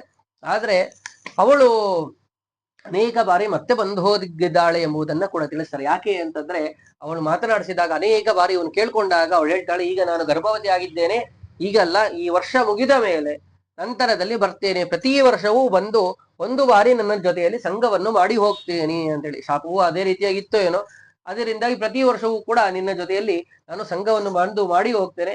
ಆದ್ರೆ ಬರೀ ಒಂದೇ ಒಂದು ಬಾರಿ, ಪ್ರತಿ ಬಾರಿಯೂ ಕೂಡ ಒಂದೊಂದು ಮಕ್ಕಳು ಹುಡ್ತಾರೆ, ಅವರ ಮಕ್ಕಳನ್ನ ತಂದು ಕೊಡ್ತೇನೆ ಎಂಬುದಾಗಿ ಹೇಳಿರ್ತಾರೆ. ಅದೇ ರೀತಿಯಾಗಿ ಪ್ರತಿ ವರ್ಷವೂ ಕೂಡ ಒಂದೊಂದು ಮಗುವನ್ನ ಒಂದೇ ಒಂದು ದಿನ ಸಂಘವನ್ನು ಮಾಡ್ತಾರೆ. ನಂತರದಲ್ಲಿ ಮಕ್ಕಳು ಹುಡ್ತಾರೆ. ಅದೇ ರೀತಿ 7 ವರ್ಷಗಳು ಮಾಡಿದ್ರಿಂದ 7 ಮಕ್ಕಳು ಅವರಿಗೆ ಹುಟ್ಟಿದ್ರು ಎಂಬುದಾಗಿ, ಅವರೇ ಪೂರ್ವ ಆಯು ಎಂಬುವರ ಮಕ್ಕಳೆಲ್ಲರೂ ಕೂಡ ಎಂಬುದಾಗಿ ತಿಳಿಸಿದ್ರು. ಆ ಸಮಯದಲ್ಲಿ ಅವಳು ಹೇಗಾದ್ರೂ ಕೂಡ ನಾನು ಇಲ್ಲೇ ಇರ್ಬೇಕು, ನೀನು ಏನಾದ್ರೂ ಕೂಡ ಉಪಾಯವನ್ನು ತಿಳಿಸು ಅಂತ ಹೇಳಿ ಪುರೂರ ಬಹಳ ಕೇಳ್ಕೊಂಡಾಗ ಆಗ ಅವನ ಮೇಲೂ ಕೂಡ ಬಹಳ ಪ್ರೀತಿ ಬಂದ್ಬಿಟ್ಟಿತ್ತು ಅವಳಿಗೆ. ಆದ್ರಿಂದ ಹೇಳ್ತಾಳೆ, ನಾನು ತಿರುಗಿ ಇಲ್ಲಿ ಬರುವುದಿಲ್ಲ, ನೀನೇ ಅಲ್ಲಿಗೆ ಬಂದುಬಿಡು, ನೀನೇ ಗಂಧರ್ವ ಲೋಕಕ್ಕೆ ಬಂದುಬಿಡು ಅಂತ ಕೇಳಿದಾಗ, ಹೇಗೆ ಸಾಧ್ಯ ಅಂತ ಹೇಳಿದಾಗ, ಈಗ ನಾನು ಒಂದು ದಿನಕ್ಕೋಸ್ಕರವಾಗಿ ಇಲ್ಲಿ ಬಂದಿರ್ತೀನಲ್ಲ, ನನ್ನನ್ನ ಮರಳಿ ಕರ್ಕೊಂಡು ಹೋಗೋದಕ್ಕೆ ಗಂಧರ್ವೆಲ್ಲರೂ ಕೂಡ ಮತ್ತೆ ಬರ್ತಾರೆ. ಅವರು ಪ್ರತಿ ಬಾರಿಯೂ ಕೂಡ ಬಂದು ಕರ್ಕೊಂಡು ಹೋಗ್ತಾ ಇರ್ತಾರಲ್ವಾ, ಅದೇ ರೀತಿ ಈ ಬಾರಿಯೂ ಕೂಡ ಬರ್ತಾರೆ. ಬಂದಾಗ ಅವರಿಗೆ ನೀವು ಒಳ್ಳೆ ಚೆನ್ನಾಗಿ ಆತಿಥ್ಯವನ್ನು ಮಾಡು, ಚೆನ್ನಾಗಿ ಉಪಚಾರವನ್ನು ಮಾಡು, ಚೆನ್ನಾಗಿ ಸಂತೋಷಪಡಿಸೋರನ್ನ, ಒಳ್ಳೆ ರಾಜವೈಭವದಿಂದಾಗಿ ಅವರಿಗೆ ಎಲ್ಲ ರೀತಿಯಾದ ಆತಿಥ್ಯಗಳನ್ನೆಲ್ಲ ಮಾಡಿದಾಗ ಅವರು ಸಂತುಷ್ಟರಾಗ್ತಾರೆ. ಸಂತುಷ್ಟರಾದಂತಹ ಅವರಿಗೆ ನೀನು ವರವನ್ನು ಕೇಳು, ನನ್ನನ್ನ ಗಂಧರ್ವ ಲೋಕಕ್ಕೆ ಕರೆದುಕೊಂಡು ಹೋಗಿ ನಾನು ಅಲ್ಲೇ ಇರಬೇಕು, ಆಗುವಂತೆ ಮಾಡಿ ಎಂಬುದಾಗಿ ಕೇಳ್ಕೊಂತಾರೆ. ಬಹಳ ಸಂತೋಷ ಪಡಿಸಿದ್ರೆ ವರವನ್ನ ಕೇಳಿದಾಗ ಬೇಗ ಕೊಟ್ಬಿಡ್ತಾರೆ. ಅದಕ್ಕೋಸ್ಕರವಾಗಿ ನೋಡಿ, ನಾವು ಅಷ್ಟೇ ದೇವರಿಗೆ ಈ ರೀತಿಯಾಗೆಲ್ಲ ಲೌಕಿಕವಾಗಿ ಚಿಂತನೆ ಮಾಡುವುದಾದ್ರೆ ನಾವು ಚೆನ್ನಾಗಿ ದೇವರಿಗೆ ಅಲಂಕಾರವನ್ನು ಮಾಡಿದ್ರೆ, ಅಲಂಕಾರ ಪ್ರಿಯ ವಿಷ್ಣು ಅಂತ ಹೇಳಿದಂತೆ, ಅಭಿಷೇಕ ಪ್ರಿಯೋ ರುದ್ರ ಅಂತ ಹೇಳಿದಂತೆ, ಯಾವ ದೇವರಿಗೆ ಯಾವುದು ಪ್ರೀತ್ಯಾಸ್ಪದವಾದದ್ದು ಎಂಬುದಾಗಿ ನಾವು ಪ್ರಮಾಣಗಳ ಮೂಲಕವಾಗಿ, ಶಾಸ್ತ್ರದ ಮೂಲಕವಾಗಿ ಚಿಂತನೆಯನ್ನು ಮಾಡ್ತೀವೋ, ಆ ರೀತಿಯ ಅವರಿಗೆ ನಾವು ಸಂತೋಷ ಪಡಿಸಿದಾಗ ದೇವರಿಗೆ ಚೆನ್ನಾಗಿ ಅಲಂಕಾರವನ್ನು ಮಾಡಿದಾಗ, ರುದ್ರ ದೇವರಿಗೆ ಚೆನ್ನಾಗಿ ಯಥೇಚ್ಛವಾಗಿ ಆ ಅಭಿಷೇಕವನ್ನು ಮಾಡಿದಾಗ, ಹೀಗೆಲ್ಲ ಅನೇಕ ಒಬ್ಬೊಬ್ಬರಿಗೆ ಒಂದು ವಿಶೇಷತೆಯನ್ನು ತಿಳಿಸಿದ್ದಾರೆ. ಅವರಿಗೆ ಅದನ್ನ ಸಮರ್ಪಣೆಯನ್ನು ಮಾಡಿದಾಗ ಅವರು ಸಂತುಷ್ಟರಾಗಿರ್ತಾರೆ. ಅವರಿಗೆ ಪ್ರಾರ್ಥನೆ ಮಾಡಿದಾಗ ಅವರು ಶೀಘ್ರವಾಗಿ ಆ ಫಲವನ್ನು ಕೊಡುವುದಕ್ಕೆ ಸಮರ್ಥರಾಗಿರ್ತಾರೆ, ಕೊಡ್ತಾರೆ. ಹಾಗೆ ಇವರಿಗೂ ಕೂಡ ಅನೇಕ ಆದಿತ್ಯವನ್ನು ಮಾಡು ಎಂಬುದ ಹೇಳಿರ್ತಾರೆ. ಅದೇ ರೀತಿ ಅವಳು ಕೂಡ ಅವಳು ಹೇಳಿದಂತೆಯೇನೆ ಅನೇಕ ರೀತಿಯ ಯೋಗ್ಯವಾದ ರೀತಿಯಾಗಿ ಚೆನ್ನಾಗಿ ರಾಜಾತಿಥ್ಯವನ್ನ ಮಾಡಿ ಅವರಿಗೆ ಸಂತೋಷ ಪಡಿಸ್ತಾರೆ. ಸಂದರ್ಭದಲ್ಲಿ ನಾನು ಗಂಧರ್ವ ಆಗ್ಬೇಕು, ಆದಂತೆ ವರವನ್ನು ಕೊಡಿ ಎಂಬುದಾಗಿ ಪ್ರಾರ್ಥನೆ ಮಾಡಿದಾಗ ಅವರು ಒಂದು ಅಗ್ನಿಸ್ಥಾಲಿಯನ್ನ ಕೊಟ್ಟೋಗ್ತಾರೆ. ಆ ಅಗ್ನಿಸ್ಥಾಲಿಯನ್ನ ಕೊಟ್ಟೋಗ್ತಾರೆ. ಆ ಸಂದರ್ಭದಲ್ಲಿ ಅದನ್ನ ಅವನಿಗೇನು ಅರ್ಥನೇ ಆಗುವುದಿಲ್ಲ. ಇದು ಅವನೇ ಹೇಳ್ತಾರೆ, ಅಗ್ನಿಸ್ಥಾಲಿಯನ್ನು ಕೊಟ್ಟು ಇದರಿಂದ ಯಜ್ಞವನ್ನು ಮಾಡುವ, ಯಜ್ಞದ ಪುಣ್ಯದಿಂದ ನೀನು ಗಂಧರ್ವ ಲೋಕಕ್ಕೆ ಬರ್ತೀಯಾ ಅಂತ ಹೇಳಿ ಕೊಟ್ಟು ಕಳಿಸ್ಬಿಡ್ತಾರೆ. ಅಷ್ಟೇ ಹೇಳ್ತಾರೆ ಅವನಿಗೆ. ಆಯ್ತು ಅಂತ ಅದನ್ನ ಕೇಳ್ತಾನೆ. ಅವನಿಗೆ ಏನು ಅದನ್ನ ಅರ್ಥ ಆಗುವುದಿಲ್ಲ.